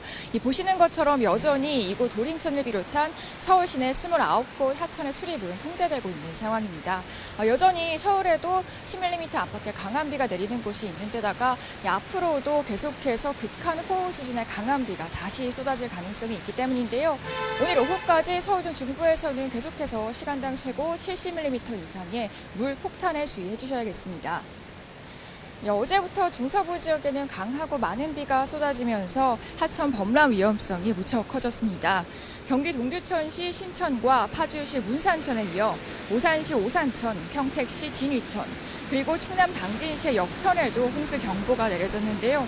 서울에서는 이곳 도림천과 목감천에 홍수주의보가 발령 중입니다.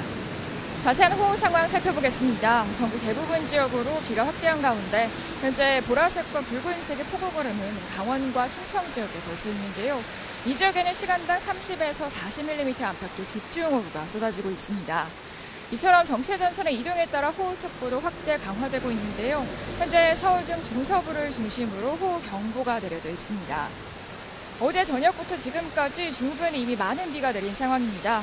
파주와 인천에 350mm에 달하는 폭우가 쏟아졌고 서울 강북부에도 만 하루 만에 100mm의 비가 내렸는데요. 여기에 수도권과 전북에는 내일까지 최고 150mm 이상, 강원과 충청 또 경북에도 많게는 120mm의 비가 추가로 더 내리겠습니다. 이에 따라 산사태나 축대, 붕괴 등 피해 우려가 무척 큽니다. 현재 서울 등 수도권과 강원 지역에서는 산사태 위기경보가 가장 높은 단계인 심각 단계로 격상됐고요. 충청과 전북, 경북에도 경계 단계가 발령 중입니다. 산간이나 저지대 인근 주민들께서는 실시간 기상정보에 귀 기울여 주시고요. 재난 상황에 대비해서 비상대피로를 사전에 확보해 주셔야겠습니다. 비와 함께 바람도 비상입니다. 현재 서울을 비롯한 수도권 전역과 서해안에는 강풍특보가 발효 중인 가운데 오늘 그 밖에 전국에서도 바람이 강하게 불겠습니다. 강풍으로 인한 추가 피해 없도록 주변 시설물 점검 잘해 주셔야겠습니다. 지금까지 서울 도림천에서 YTN 고은재입니다. 중부는 오늘 오후까지 곳곳에서 세찬 비가 이어지겠고 남부는 내일 새벽까지도 비가 많이 내릴 전망입니다. 기상청은 모레 이후는 변동성이 크다면서도 비가 계속될 가능성이 있다고 밝혔습니다. 취재기자 연결합니다. 김민경 기자. 네, 김민경입니다. 이틀 내내 중부에 강한 비가 쏟아졌는데 오후부터는 서서히 그친다고요? 네, 정체전선에 동반된 강한 비구름대가 서서히 남하하고 있습니다. 늦은 오후에 중서부 지역부터 곳곳에서 비가 소강 상태에 드는 곳이 있겠지만 우리나라 북쪽에 있는 저기압이 비구름의 북상을 막고 있는 데다 서쪽에서 또 한 차례 저기압이 들어오면서 비구름을 유입시키고 있어 오늘 밤까지는 전국 곳곳에서 다소 강한 비가 쏟아질 걸로 보입니다. 남부지방은 내일 새벽까지도 시간당 20에서 30mm의 다소 강한 비가 이어지겠습니다. 기상청은 내일까지 수도권과 전북에 150mm 이상, 강원도와 충청, 호남과 영남에 120mm 이상의 많은 비가 예상된다고 밝혔습니다.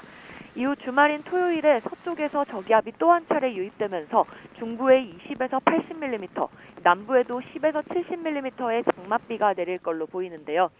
다음 주에는 북태평양 고기압이 조금 더 북상하면서 정체전선이 다시 올라와 수도권과 강원에 영향을 주겠지만 현재 한반도의 비구름의 재료가 되는 수증기가 매우 많은 데다 다음 주에는 타이완 남동쪽에서 태풍급의 열대저압부가 발달할 가능성이 있어 변동성이 무척 큰 상황입니다. 지금까지 과학기상부에서 YTN 김민경입니다.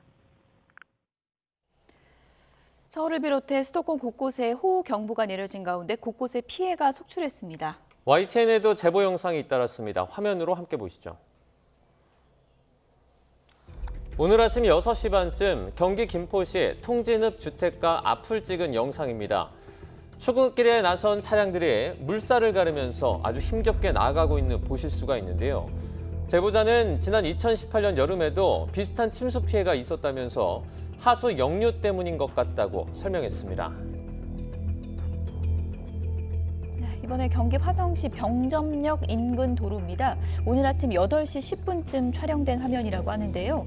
지금 보시는 것처럼 물이 상당히 많이 차올랐고요. 지금 제보자가 촬영한 버스 안의 모습을 보면요. 버스 내부로도 물이 들어찬 상황입니다. 상당히 좀 위험스러운 상황이죠. 아침 8시 30분쯤입니다. 경기 오산시 원동의 상황입니다. 도로 곳곳이 물에 잠겨서 자동차들이 제속도를 내지 못하고 주행을 하고 있습니다. 일부 구간은 아예 흙탕물로 뒤덮여서 지금 보시는 것처럼 경찰차가 도로 입구를 막아서고 차량 진입 자체를 통제하고 있습니다. 오전 10시 반쯤 경기 오산시 은계동에 있는 금호대교 인근 상황입니다. 근처에 오산천이 흐르는데요. 물이 불어나서 산책로는 다 잠겼고요. 나무도 지금 보시는 것처럼 겨우 윗부분만 드러나 있습니다. 곳곳에 부유물이 떠내려가는 모습도 확인해 볼 수가 있습니다. 오늘 오전 10시 10분쯤입니다. 경기 이천시 마장면의 해월리 상황입니다. 도로 바닥에서 분수처럼 물이 쏟아져 나오고 있습니다. 근처로 흙탕물이 개울물처럼 흘러내리고 있는데요. 제보자는 맨홀의 뚜껑이 날아가면서 물이 솟구쳐 올랐다고 말했습니다. 회사에서 근처 상황을 지켜보던 제보자는 물이 조금만 더 차올랐으면 인근 회사 마당으로 쏟아질 상황이어서 우려가 컸다고 말했습니다. 오늘 오전 9시쯤 상황입니다. 경기 이천시 진리동의 자동차 공업사 앞의 영상인데요. 사람들의 정강이 높이 수준까지 흙탕물이 불어났다고 합니다. 야외 주차장에 세워진 자동차들 보이시죠? 절반 정도 잠길 정도로 물이 많이 불어난 상황이었습니다. 오늘 아침 경기 평택시에 있는 주차장입니다. 저지대에 있는 곳으로 보이는데 지금 물이 가득 차서 차들이 잠겨 있는 모습이죠. 제보자는 오전 9시쯤에 주차장에 이미 흙탕물이 가득 차서 이 사람들이 한두 명씩 찾아와 차를 빼고 있었다고 전했습니다. 1시간 반 정도가 지난 시점에는 계속 물이 차올라 주차장이 아예 물에 잠겨버렸습니다. 서울에 호우경보가 내려진 가운데 시내도로 곳곳이 통제돼 있습니다. 취재기자 연결해서 자세한 소식 들어보겠습니다. 김태원 기자. 네, 김태원입니다. 네, 시내 교통 상황 전해주시죠. 네, 오늘 새벽부터 통제됐던 내부순환로 일부 구간은 현재 통행이 가능합니다. 오늘 오전 10시 45분쯤 내부순환도로 마장램프에서 성동분기점 양방향 구간 운행이 7시간 만에 재개됐습니다. 서천교 하부도로도 오전 11시 56분 양방향 통제가 해제됐습니다. 동부간선도로는 수락지하차도에서 성수분기점까지 전 구간이 양방향 통제 중입니다. 잠수교 인도 구간도 7시 13분부터 보행이 전면 통제됐습니다.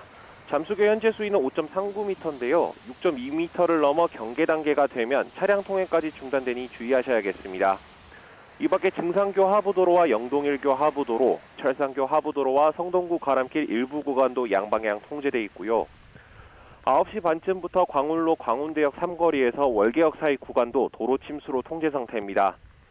중랑천 등 시내 하천 29곳과 둔치주차장 4곳의 출입도 통제돼 있습니다.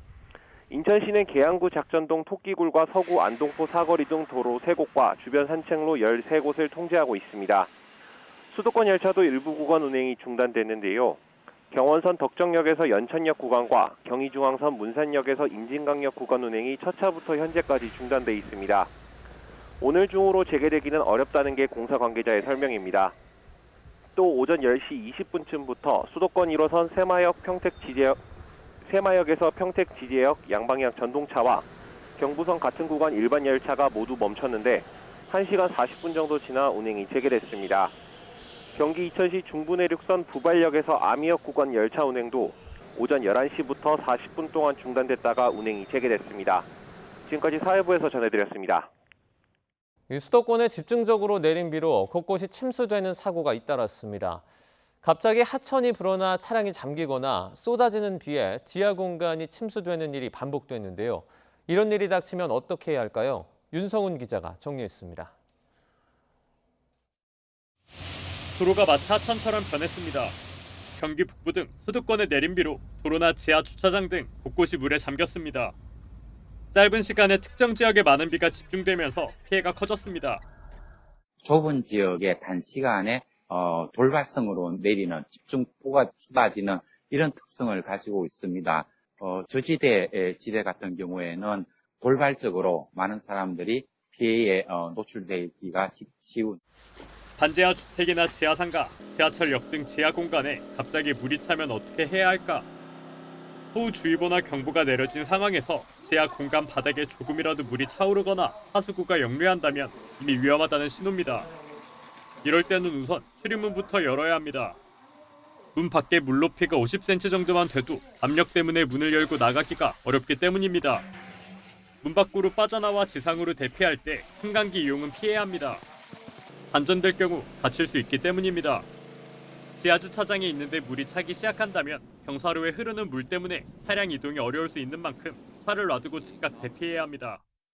그게 물이 한번 차기 시작하지만 정말 빠른 시간이에요. 진짜 수분 내에 또 그 목숨을 잃을 만큼 찰 수가 있다는 얘기예요. 좀 위험하다 조금이라도 감지가 되면 무조건 빨리 대피하는 게 사실.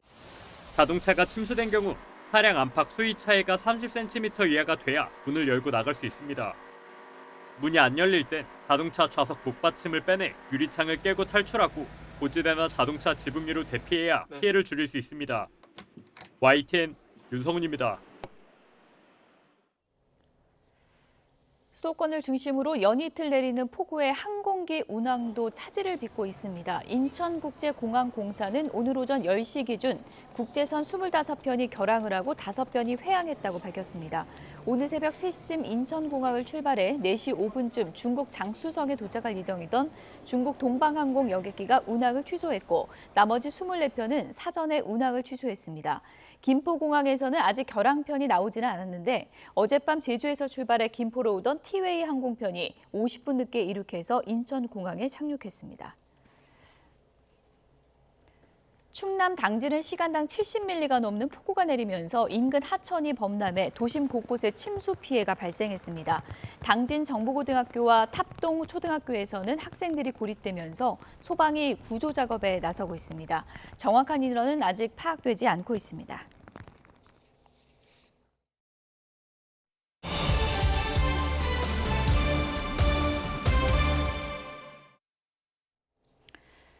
네, 김정은 북한 국무위원장에게 표창장을 받았던 북한의 엘리트 외교관이 망명후에 한국에 정착했습니다.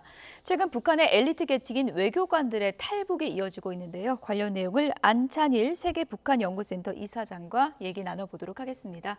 어서 오세요. 안녕하십니까. 최근에 엘리트라고 할 수 있는 외교관, 북한 외교관의 탈북이 이어지고 있는데 북한 내부에서 이거 심상치 않다 이렇게 받아들일까요? 네, 그렇습니다. 이 북한의 권력 구조가 워낙 피라미드형으로 소수가 집권하고 있는데 이 외교관들 하면 또 북한의 고위층들이 서로 자기 자녀들을 외교부로 보내서 외화라도 만지게 하려다 보니까 최고 엘리트들이 모이는데 이런 사람들의 탈북이 지금 도미노처럼 일어나고 있다. 이게 북한 체제에는 아마 심대한 타격이 될 겁니다. 예, 리일규 전 쿠바 주재 북한 대사관 정치 참사가 이제 망명을 했는데 이 인물은 김정은 표창장까지 받았던 사람이라고 하더라고요. 네, 그렇습니다. 이 일교는 그 파나마 운하에서 북한 청총강호가 쿠바에 미사일을 싣고 갈다 말하자면 이렇게 조거됐을 때 그걸 이제 풀어낸 공로로 해서 김정은 총비서의 표창까지 받았습니다. 북한에서 최고 통치자의 표창이나 훈장을 받았다고 하면 이건 출세가 보장되는 길이지만 이 사람은 이제 신분이 사무직으로 분류가 돼가지고 앞으로 이렇게 더 높이 올라갈 길은 없고 또 아마 쿠바 대사관이 이제 우리 대한민국과 수교를 하다 보니까 어떻게 보면 좀 다운사이징 될 위기에 처하지 않았나. 처벌이 있을 수 있다. 이런 여러 가지 이유로 탈북해 왔습니다. 그러니까 사연이 좀 재미있다고 표현하긴 뭐하지만 한국과 쿠바의 수교를 저지하는 임무를 맡았던 인물인데 한국과 쿠바가 수교를 트기 시작하면서 좀 입지가 불안해졌을 수 있다. 이렇게 보시는 거군요. 그렇죠. 정확한 지적이신데 잘 아시지만 외교계는 이제 자유국가나 공산국가나 비슷해서 서열이 대사 밑에 공사가 있고 참사가 있습니다. 근데 좀 큰 대사관에는 정치 참사, 경제 참사, 뭐 외교 참사가 있지만 이 이일규 씨는 북한 쿠바 대사관의 정치 참사로서 아닌 게 아니라 이 한국과 쿠바가 수교하는 걸 막아야 되는 예. 실무적인 책임자입니다. 그렇군요. 그런데 이제 그런 것을 막지 못한 데다가 뭐 꼭대기에서 뇌물을 요구받았지만 그걸 또 상납하지 못했고 거기다 또 어떤 부상을 당해서 이웃나라 멕시코에 가서 좀 치료를 받고자 신청을 했더니 이런 지하에 고절을 당한 겁니다. 이런 것들이 이제 결국 불만이 되어서 탈북하게 된 것입니다. 예. 외무성 사람들을 넥타이를 맨 꽃제비라고 불렀다. 이런 얘기를 하면서 월급이 거의 뭐 몇천 원밖에 되지 않았다. 이런 실상을 좀 토로하기도 했는데 실제로 외교관들의 처우가 그렇습니까? 네, 북한 내에서는 보통 김일성 종합대학 최고대학이라고 하는 김일성 종합대학 교수도 한 달에 북한 돈으로 5천 원입니다. 5천 원이요? 5천 원. 근데 1달러가 달러로 북한에서는 8천 원입니다. 예. 그러니까 이 이일규 대사가 0.3달러를 받았다. 북한 내에서는. 그런 거 보면 김일성 종합대학 교수보다도 훨씬 못 받았다는 얘기거든요. 그렇기 때문에 이런 걸 가지고 북한 장마당 경제에서 살아간다는 것은 대단히 어렵습니다. 그러나 이제 쿠바에 나와서는 500달러를 받았다고 하니까 근데 실제로 그것도 평양에서 딱딱 500달러를 송금해 주는 게 아니라 예. 자체로 뭘 갖다 물건을 팔아라 뭐 밀수해라 이런 오더를 수행해야 겨우 제 월급을 챙길 수 있기 때문에 예. 실제로 북한 당국이 주는 500달러라기보다는 자력갱생하는 500달러 정도만 챙겼을 겁니다. 예, 이제 가족이 다 들어왔다고 하던데 물론 저희는 이제 결과만 듣지만 탈북자들의 그런 탈북의 그 과정을 들어보면은 거의 뭐 사선을 넘는다 이런 표현까지 쓰잖아요. 네, 예. 맞습니다. 저 친구도 이제 그 공항에서 이제 티켓팅을 하고 비자 이거 뭐 검사 받을 때 1시간이 뭐 100시간 뭐 100일 같았다 이렇게 이제 말하는데 그 정도로 정말 숨이 막힐 정도로 네, 긴장했다는 숨 막히고 거겠죠. 예. 거기서 한 가지만 미스테이크가 나와도 체포되거나 체포돼서 북한으로 돌아가면 이건 뭐 죽음이나 똑같으니까 두려움이 있는데 어쨌든 우리 당국도 저런 탈북자가 고위 탈북자가 발생하면 그 제때 안전하게 오도록 적극적인 협력을 하고 있기 때문에 다행스럽게도 무사히 대한민국으로 올 수 있었습니다. 예. 근데 리일규 전 정치 참사가 이렇게 망명을 하는 거 보면 그 엘리트들 사이 뭐 다른 외교관들도 다 이제 소문을 듣게 될 테고 동요가 없을까요? 어떻게 보십니까? 동요가 많이 있습니다. 그래서 아마 이제 태영호 공사가 2016년에 영국 대사관에 공사로 있다가 망명하지 않았습니까?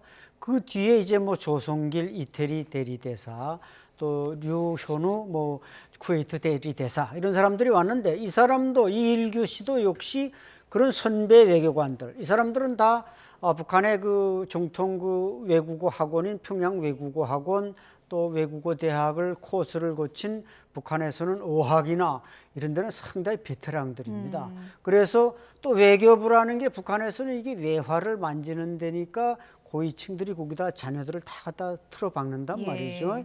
그래서 이제 선배가 한 명 가면은 도미노 현상이 일어날 수밖에 없고 또 이제 코로나 이후에 국경이 좀 풀리니까 북한 외교관들도 이 기회에 이제 탈북하자.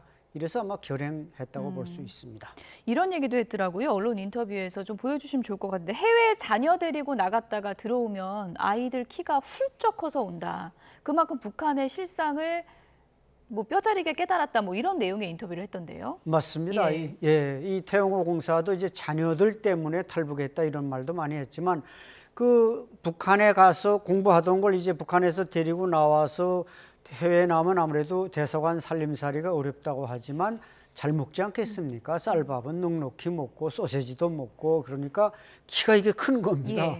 근데 북한에 들어가 보면 그 또래 같은 애들이 북한에 있을 때는 비슷했는데 해외 나가서 자본주의 식사를 하다 오니까 이게 5 내지 10cm가 커버렸단 말이죠.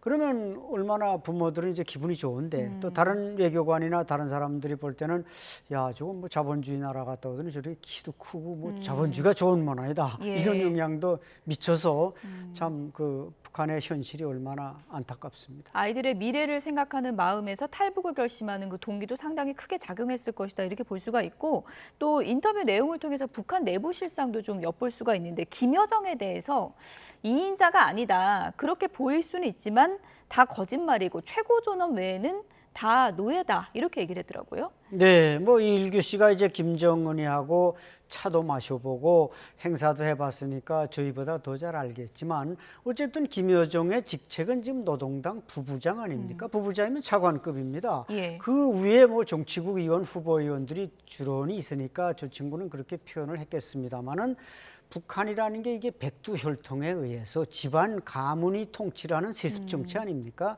따라서 앞에 김정은이가 있고 뒤에 이제 김여정이가 있는데 북한 간부들이 김여정을 의식하지 않을 수는 없습니다. 그 여자한테 잘못 보였다가는 김정은에게 직보가 되는 예. 이런 체계이기 때문에 예. 힘이 있다는 것이지 권력 서열상 뭐 이런 데서 실제로 힘이 있는 것은 아니라고 보는. 2위, 3위 이렇게 얘기할 수는 없다. 네, 그렇게 예. 표현하는 건 오히려 북한에서 그렇게 표현하면 이건 목이 날아나는 그런 정도입니다. 예. 어쨌든 김정은 다음은 누구냐 했을 때 지금 뭐 김주애로 세습이 될 것이다 이런 얘기들이 많이 있었는데 리일규 씨 얘기를 들어보면 김주애를 그 어린 딸을 공식 행사에 데리고 다니는 게 상당히 좀 거부감이 들었다 이렇게 얘기를 하던데 북한 주민들도 이런 비슷한 감정을 느낄 가능성이 있을까요? 네, 동의합니다. 왜냐하면 북한에서는 이렇게 그 고위층들이 뭔가 부귀영화를 누리는 걸 항상 그 부정적인 시각으로 바라봅니다. 그래서 이제 2013년 데니스 로드먼이 평양 갔을 때도 김정은이가 자랑했다는 거 아닙니까? 딸이 있다. 뭐 보여줬을 수도 있는데 예. 화면은 안 나왔지만, 근데 이게 데리고 다니는데 북한에서 이제 엘리트들이 볼 때는 보통 백성들이야 뭐 크게 뭐 좋다 나쁘다 내색을 안 하지만 예. 저런 엘리트들 이일규 외교관 같은 사람이 볼 때는 야 저렇게 다 대를 이어 해먹으니 내가 지금 열심히 충성하지만 뭐 내 자식이 뭐 저렇게 된다는 보장도 없고 이런 데 대해서 거부감을 느꼈다는데 그건 뭐 진실이라고 보여집니다. 예.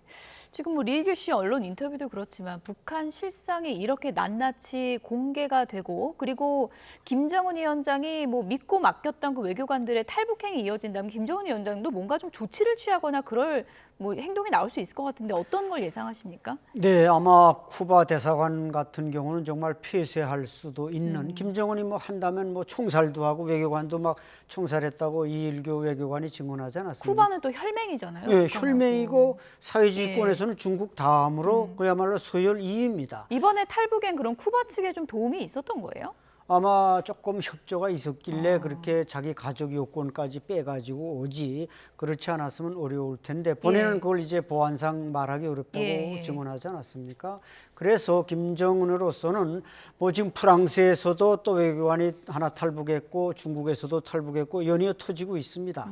그래서 한 사람이 저렇게 엘리트가 탈출하면 다른 사람도 용기를 내서 탈북을 하게 되고 그래서 김정은으로서는 정말 이게 세계 지금 뭐 많지는 않지만 대사관들의 이거 몇 개는 문을 닫아야 되지 않을까 이런 예. 고민에 빠져 있을 것 같습니다. 네. 뭐 이전에도 외교관 탈북은 있었지만 그 탈북이 뭐 러시로 이어지진 않았는데 이번에는 지금 들려오는 보도에 따르면은 상당히 많은 수의 외교관들의 탈북이 지금 예상이 되고 있거든요. 네. 이번에 좀 다를 거라고 보십니까? 네, 이번에는 과거와는 좀 다른 현상, 즉 2017년 이후에 지금 20여 명의 저런 고위 외교관들이 탈북을 했는데 최근 들어서 김정은의 어떤 폭정이라든지 이런 데 대해서 어떤 북한의 운명이 그렇게 미래지향적이지 못하기 때문에 아마 저 이일규 씨의 상당히 그 엘리트고 태영호 공사도 영국 대사관에서 공사이면서 당비서를 했는데 저 친구도 아마 쿠바 대사관의 당비서였던 거로 알려지고 있는데 그 당일꾼마저 외교관이면서 당일꾼이 탈북한다? 이것은 북한 외교관들에게 주는 이펙트가 대단히 큽니다. 예. 어쨌든 만약에 이제 현실화된다면요. 뭐 외교관뿐만 아니라 북한 엘리트 주민들이 이제 탈북에 좀 기존보다 확 늘어날 가능성이 지금 높다는 전망이 많이 나오고 있는데 우리가 그런 것을 받아들이고 좀 운용할 만한 시스템이 완비되어 있는가 이런 것도 걱정이에요. 어떤 부분이 좀 보완돼야 된다고 보십니까? 네, 비교적 우리는 뭐 그 하나원을 비롯해서 그들을 받아들일 수 있는 시설은 잘 돼 있다고 생각합니다. 또 며칠 전 7월 14일 제1회 탈북민의 날 우리 대통령께서 지정해 주지 않았습니까? 그날 대통령의 연설도 대한민국으로 온 탈북민은 한 명도 북한으로 돌려보내지 않겠다 이런 선언을 해버렸습니다. 그 말에 아마 해외에서 그런 정보를 입수한 탈북민, 고위 외교관, 또 여기 무역 일꾼, 뭐 북한에 밖에 나가 있는 사람들이 한 2, 3만 명 됩니다. 그 사람들 특히 엘리트들은 그 말씀에 아마 상당히 고무됐으리라고 봅니다. 네. 워낙 뭐 탈북 문제에 대해서 북한이 예민하게 반응하다 보니까 이런 문제가 계속 불거지면 뭐 추가 도발이 있지 않을까 걱정하는 시각도 있는 것 같고, 이제 그 가운데 하나로 나뭇잎 지뢰요. 지뢰인데 네. 제가 사진을 봐도 꼭 나뭇잎처럼 생겼더라고요. 지금 뭐 비도 많이 내려서 네. 그거 북한이 뭐 흘려보낼 가능성 없나 이런 걱정도 좀 되는데 어떻게 보세요? 맞습니다. 이 나뭇잎 지뢰 자체가 나무잎처럼 생겨서 그러니까 다른 플라스틱 지뢰나 목함 지뢰는 땅을 살짝 파고 묻는데 이건 아주 순식간에 갖다 싹 뿌려놓는 그런 지뢰입니다. 그러면 이거는 땅 위에 놓는 거예요? 거예요? 땅 위에 놔서 풀숲에 놓으면은 나무잎인지 뭔지 잘 구분이 안 되는 지뢰입니다. 근데 이건 또 플라스틱으로 만들었기 때문에 북한군에서는 저것을 이제 백그라이트라고 말하는데 플라스틱 재질로 되어 있어서 금속 탐지기인 지뢰 탐지기를 들이대도 잘 노출이 안 되는 겁니다. 플라스틱이라서 감지가 안 돼요? 네, 감지가 안 됩니다. 그래서 이제 김여정 부부장이 우리 삐라와 이 오물풍선으로 주거니 받거니 하다가 뭔가 우리가 감내하기 어려운 고통을 주겠다고 말한 게 저 나무잎 지뢰가 아닌가 이런 생각이 듭니다. 그리고 그것은 정전협정에도 걸리지 않을 수밖에 없는 게 북한이 노린 게 있다면 그냥 사방에 뿌려놔서 특히 비가 올 때 이게 가벼우니까 또 내려오는 겁니다. 또 내려와서 우리 민간 지역이나 뭐 관광지나 이런 데 있을 때 그냥 밟기만 하면 이건 터지는 거니까 터질 때는 그 플라스틱 자체가 이제 파편이 되는 것입니다. 그래서 다리만 잘라지는 게 아니라 그 주위에 있던 여러 명이 죽는 겁니다. 최근에 북한군에서 지뢰 매설하다가 수십 명이 죽지 않았습니까? 아마 저 나무잎 지뢰를 매설하다가 저것도 익숙치 않아 가지고 죽었을 가능성도 있습니다. 의도적으로 좀 흘려보낼 가능성도 대비는 해야 된다라고 보시는 거예요? 네, 제가 볼 땐 의도적으로 저걸 새로 개발해서 우리 측에 보내서 우리에게 피해를 주고 우리에게 고통을 주기 위한 작품일 수도 있다고 보여집니다. 예. 또 하나 걱정되는 게 지금 비가 오다 보니까 북한의 이제 무단 방류인데요. 남북 간에 지금 사이가 안 좋다 보니까 이런 행동으로 들어갈 수도 있다고 보십니까? 그렇죠. 지금 뭐 특히 이제 임진강을 사이에 두고 북쪽에 항상 비가 많이 옵니다. 그러다 보니까 이 하천이 우리가 공유가 되고 있고 그 댐을 북한이 우리한테 좀 과거 좀 통보한 적도 있지만 지금 전혀 통보를 하지 않아서 갑자기 그것도 심야에 한두 시에 이걸 이제 흘려보냈다. 수문을 열었다. 그럼 우리 아래쪽에서는 전혀 대비가 안 돼 있고 우리가 예보를 주민들에게 하지 못하다 보니까 이게 지뢰도 또 내려오고 또 홍수도 막 밀려와서 우리에게 피해를 줄 수 있는. 그러니까 북한은 어떻게 보면 군사 도발과 함께 이런 자연 도발을 많이 기획하고 있기 때문에 여기에 대해서도 우리가 대비를 잘 해야 됩니다. 예, 지금 뭐 폭우가 많이 와서 전국 곳곳에 피해가 잇따르고 있는데 뭐 폭우 피해 대비뿐만 아니라 북한의 도발에도 좀 잘 대비를 해야 되는 시점 같습니다. 안찬일 세계 북한 연구센터 이사장이었습니다. 고맙습니다. 네, 감사합니다.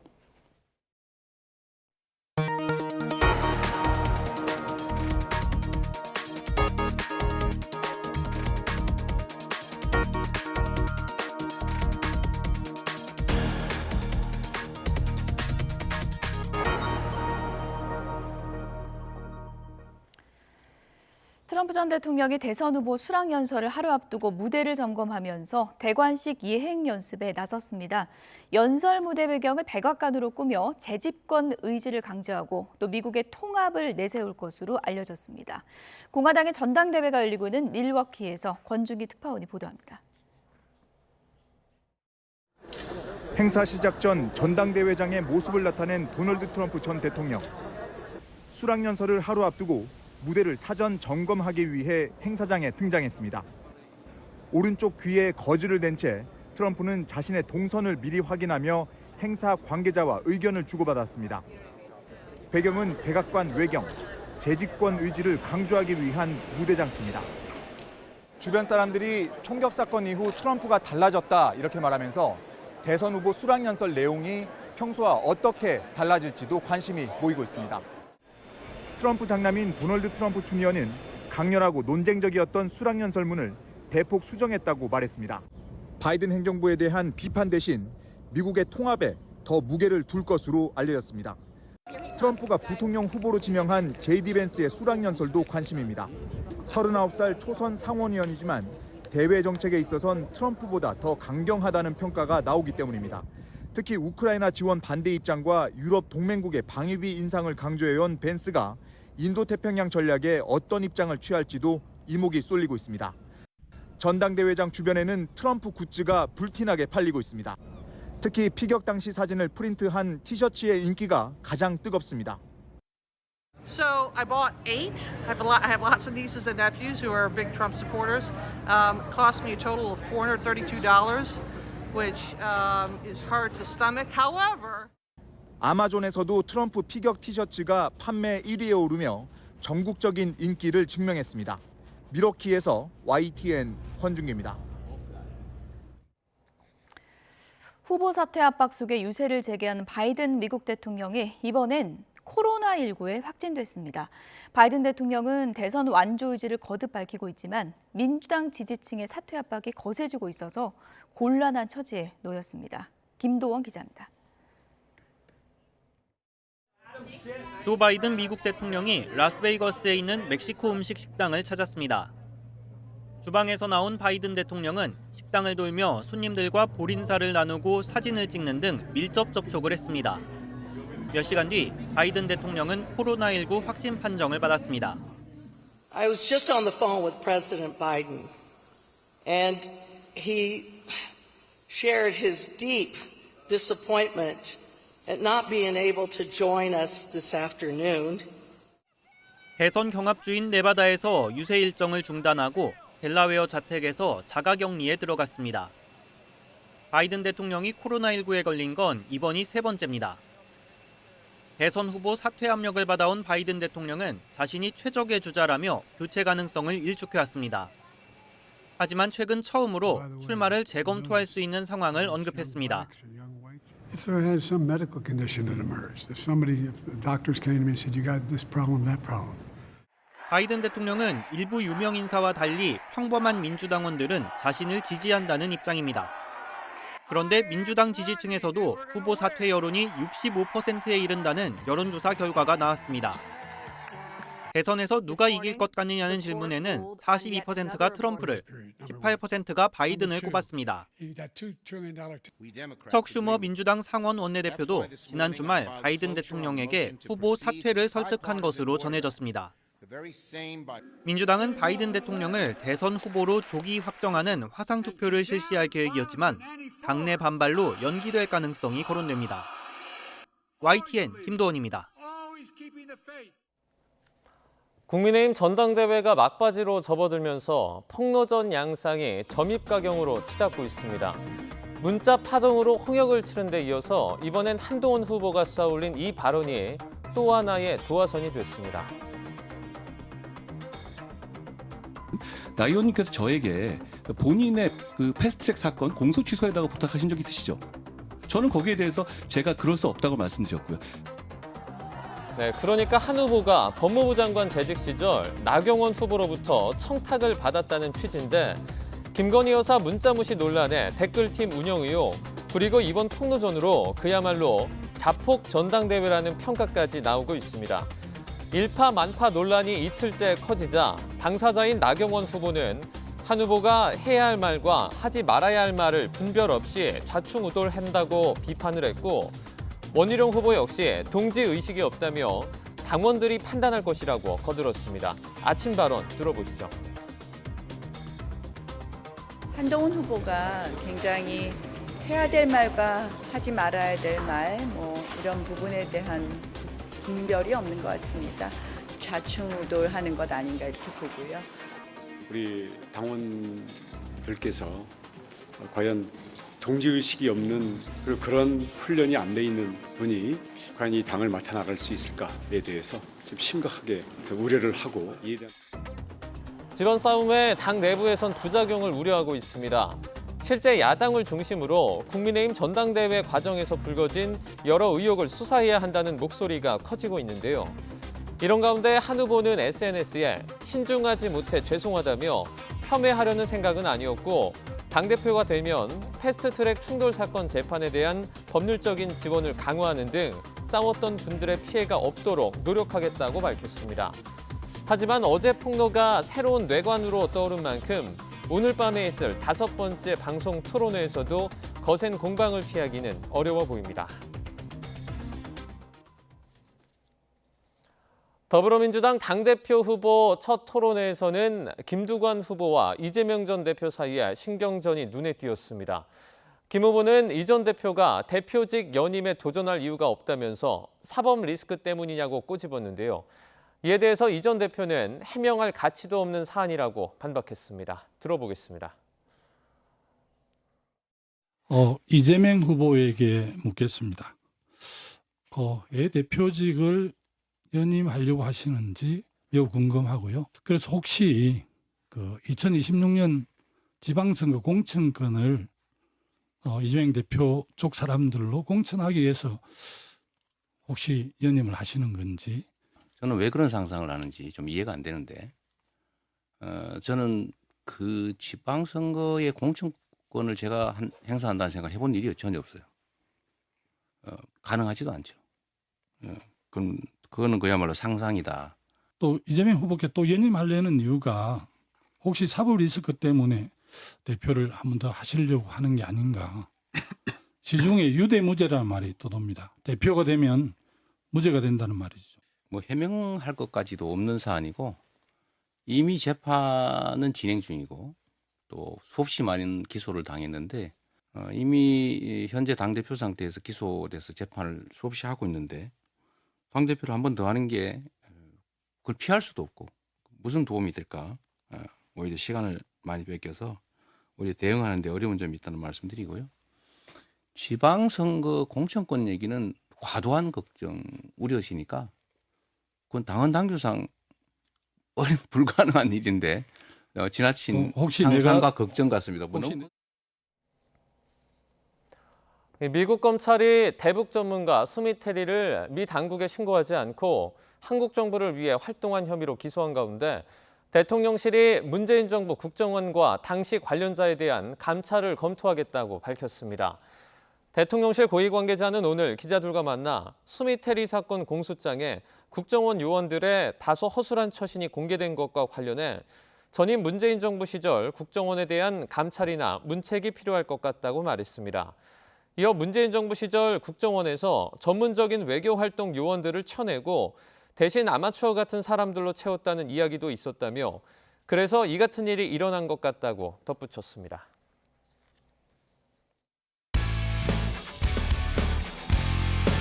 원전의 본산, 유럽에 우리 원전을 수출하는 교두보가 마련되었습니다.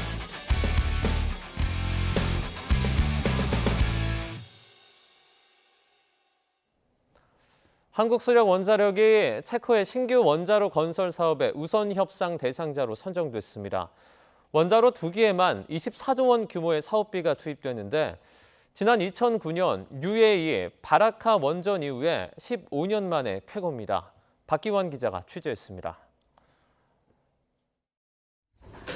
체코 정부는 신규 원전 사업의 우선 협상 대상자로 한국수력원자력을 선정했습니다. 한수원의 입찰서가 모든 부분에서 우수했다고 이유도 밝혔습니다. 유럽의 원전 강국 프랑스 EDF와의 2파전에서 압승을 거둔 겁니다.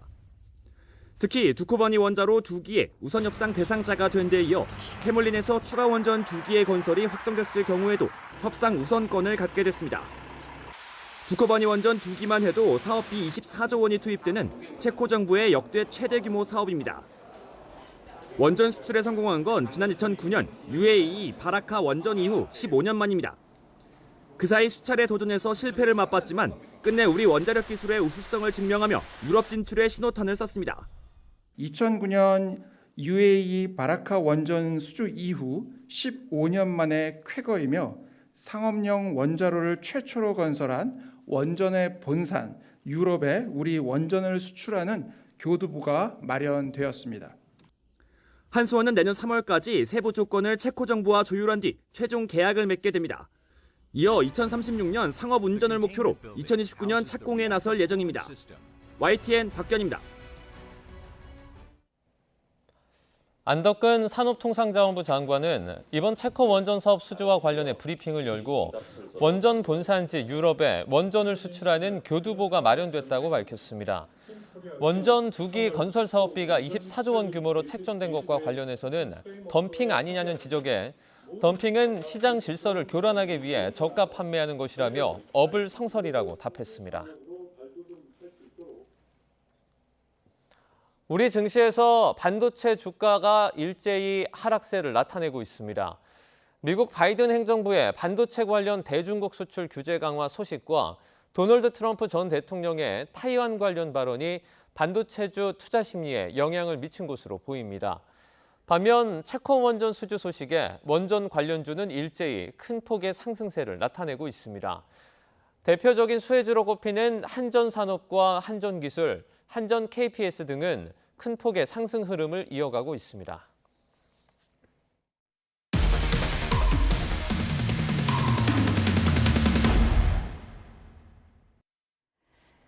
또래 여학생을 폭행한 10대들이 검찰에 넘겨졌습니다. 폭행 장면을 직접 촬영하기도 했는데 신고하면 인생을 망쳐놓겠다 이렇게 협박을 하는 모습까지 고스란히 담겼습니다. 유서연 기자가 단독 취재했습니다. 10대 여학생이 무릎을 꿇고 앉아 있습니다. 앞에 서 있던 또 다른 10대가 갑자기 얼굴을 내려칩니다. 머리를 잡고 연거푸 때리더니 발로 걷어차기도 합니다. 치워, 돈 맞았잖아. 치우라고 그러니까. 피해 사실을 신고하면 인생을 망쳐놓겠다며 협박까지 합니다. 네가 나 신고하잖아? 그래 들어가잖아? 그럼 나 네 죽이고 들어갈 거야. 어차피 들어갈 거면 네 인생 X하고 들어갈 거야. 10대 A양 등이 경기도 수원에 있는 건물 지하 주차장에서 또래 여학생을 폭행한 겁니다. 피해자는 두려움에 떨다 일주일 만에 병원을 찾았는데 전치 2주 진단을 받았습니다. 당시 A양은 자신의 친구 B양을 불러 폭행 장면을 촬영하기까지 했습니다. 전 제가 하는 행동이 기분이 나빠서 때렸대요. 언니가 때리는 거를 좀 재밌다고 생각을 하면서 계속 영상 찍고 그랬어요. A양은 주변에 사건이 알려지자 때린 건 인정하지만 사정이 있다며 변명한 것으로 알려졌습니다. 경찰은 신고한 걸 보복할 위험이 있다고 보고 피해자에게 스마트워치를 지급하는 등 안전 조치에 나섰습니다. 또 A양과 B양을 공동 폭행과 공동 협박 혐의로 검찰에 넘겼습니다. YTN 유서연입니다. 거대한 희뿌연 연기가 계속 뿜어져 나옵니다. 새빨간 불길도 이렇게 보이는데요. 중국 서남부 쓰촨성의 한 백화점에서 불이 나 16명이 숨졌습니다. 현지 매체들은 현지 시각으로 어제 저녁 6시 11분쯤 쓰촨성 쭈궁시의 첨단산업지구에 있는 14층짜리 백화점에서 대형 화재가 발생했다고 보도했습니다. 소방인력 280여 명과 소방차 72대가 투입돼 2시간여 만에 큰 불길을 잡았지만 인명구조 수색 작업은 오늘 새벽 3시까지 이어졌습니다. 현지 당국은 건물 안에 갇혀있던 사람 가운데 16명이 숨진 것으로 확인됐다며 구조된 75명은 병원으로 옮겨져 치료를 받고 있다고 전했습니다. 러시아와 우크라이나가 포로 교환을 진행해 억류했던 군인 각각 95명을 상대국으로 돌려보냈습니다. 러시아 국방부는 우크라이나에 억류됐던 러시아군 95명이 협상을 통해 귀환했고 러시아에 붙잡혀 있던 우크라이나군 95명은 본국으로 돌아갔다고 밝혔습니다.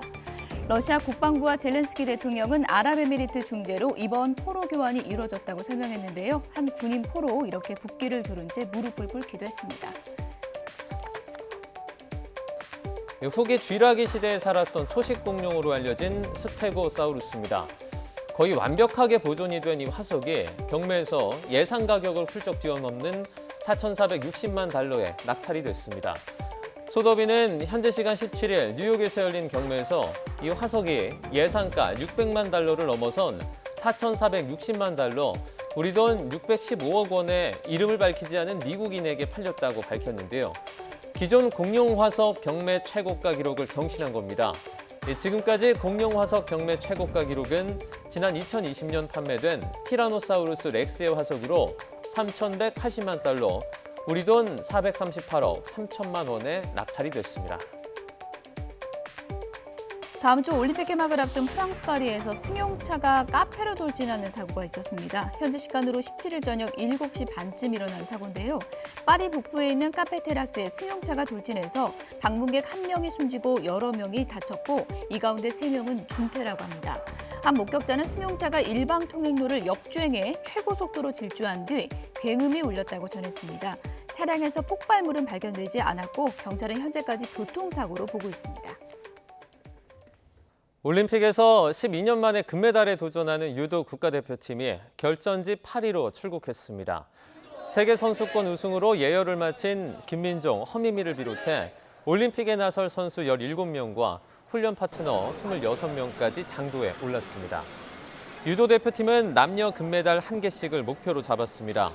남자팀 황희태 감독은 100kg 이상급 김민종과 81kg급 이준환이 강력한 금메달 후보라고 자신했고 손톱에 태극기를 그린 여자팀 김미정 감독은 적게는 동메달 2개를 생각하지만 꼭 금메달을 따서 오겠다고 강조했습니다. 축구대표팀 주장 손흥민이 연습 경기 중에 인종차별을 당한 황희찬을 응원하는 메시지를 남겼습니다. 손흥민은 황희찬의 SNS 입장문에 나는 너의 곁에 있다는 댓글과 함께 인종차별이 설 곳은 없다는 영문 해시태그를 남겼습니다. 황희찬은 이탈리아 구단과의 프리시즌 친선 경기 중에 인종차별적인 발언을 들었고 팀원이 대신 나서서 몸싸움으로 번졌는데요. 이외 황희찬은 인종차별은 발붙일 여지가 없다는 내용의 SNS 글을 올렸습니다. 전국에 장맛비가 쏟아지는 가운데 중부지방에 계속해서 강하고 많은 비가 집중되고 있습니다. 오늘 오후까지는 계속해서 시간당 70mm 이상의 극한호우에 주의가 필요한데요. 현장에 나가 있는 기상캐스터 연결해서 자세한 호우 상황 살펴보겠습니다. 고은재 캐스터. 네, 서울 도림천에 나와 있습니다. 네, 지금 도림천 출입이 통제되고 있다고요?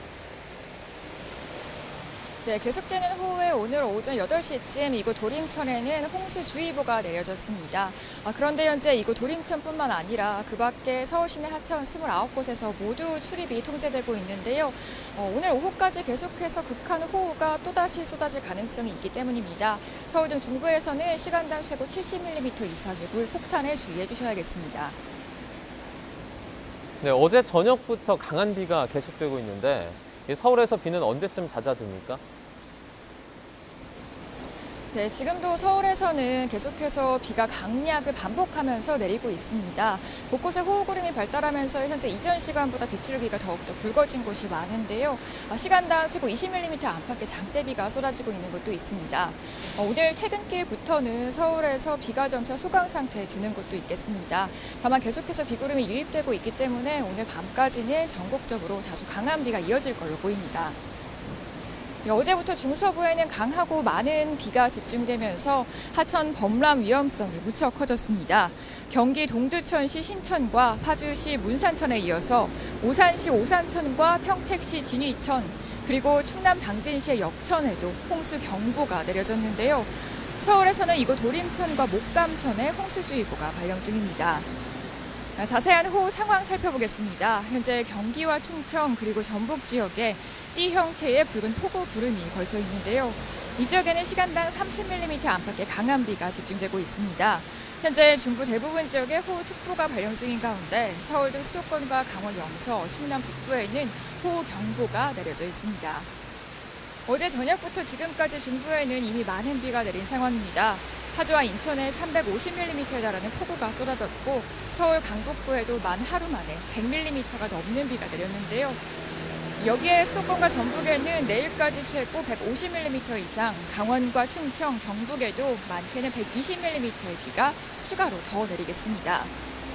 이에 따라 산사태나 축대 붕괴 등 피해 우려가 무척 큽니다. 중서부 곳곳에 산사태 특보가 내려진 가운데 서울 등 수도권과 강원 지역에서는 산사태 위기경보가 가장 높은 단계인 심각단계로 격상이 됐고요. 충청과 전북, 경북에도 경계 단계가 발령 중입니다. 산간이나 저지대 인근 주민들께서는 실시간 기상정보에 귀 기울여 주셔야겠고요. 재난 상황에 대비해서 비상 대피로를 사전에 확보해 주셔야겠습니다. 남부지방에서는 내일 새벽까지도 시간당 20에서 30mm의 국지성 호우가 예상됩니다. 다가오는 주말에는 또 한 차례 저기압이 유입되면서 전국 곳곳에 최고 70에서 80mm의 장마비가 내리겠습니다. 이 비와 함께 바람도 비상입니다. 현재 서울을 비롯한 수도권 전역과 서해안 지역에는 강풍특보가 발효 중인 가운데 오늘 그 밖에 전국에서도 바람이 강하게 불겠습니다. 강풍으로 인한 추가 피해 없도록 주변 시설물 점검 잘 해주셔야겠습니다. 지금까지 서울 도림천에서 YTN 고은재입니다. 네, 호우 상황은 이어지는 뉴스에서 계속해서 전해드리겠습니다. 비 피해 없도록 주의하시기 바랍니다. 뉴스나우 오늘 순서는 여기서 마치겠습니다. 내일 오전 11시 반 더 생생한 뉴스로 찾아뵙겠습니다. 여러분 고맙습니다.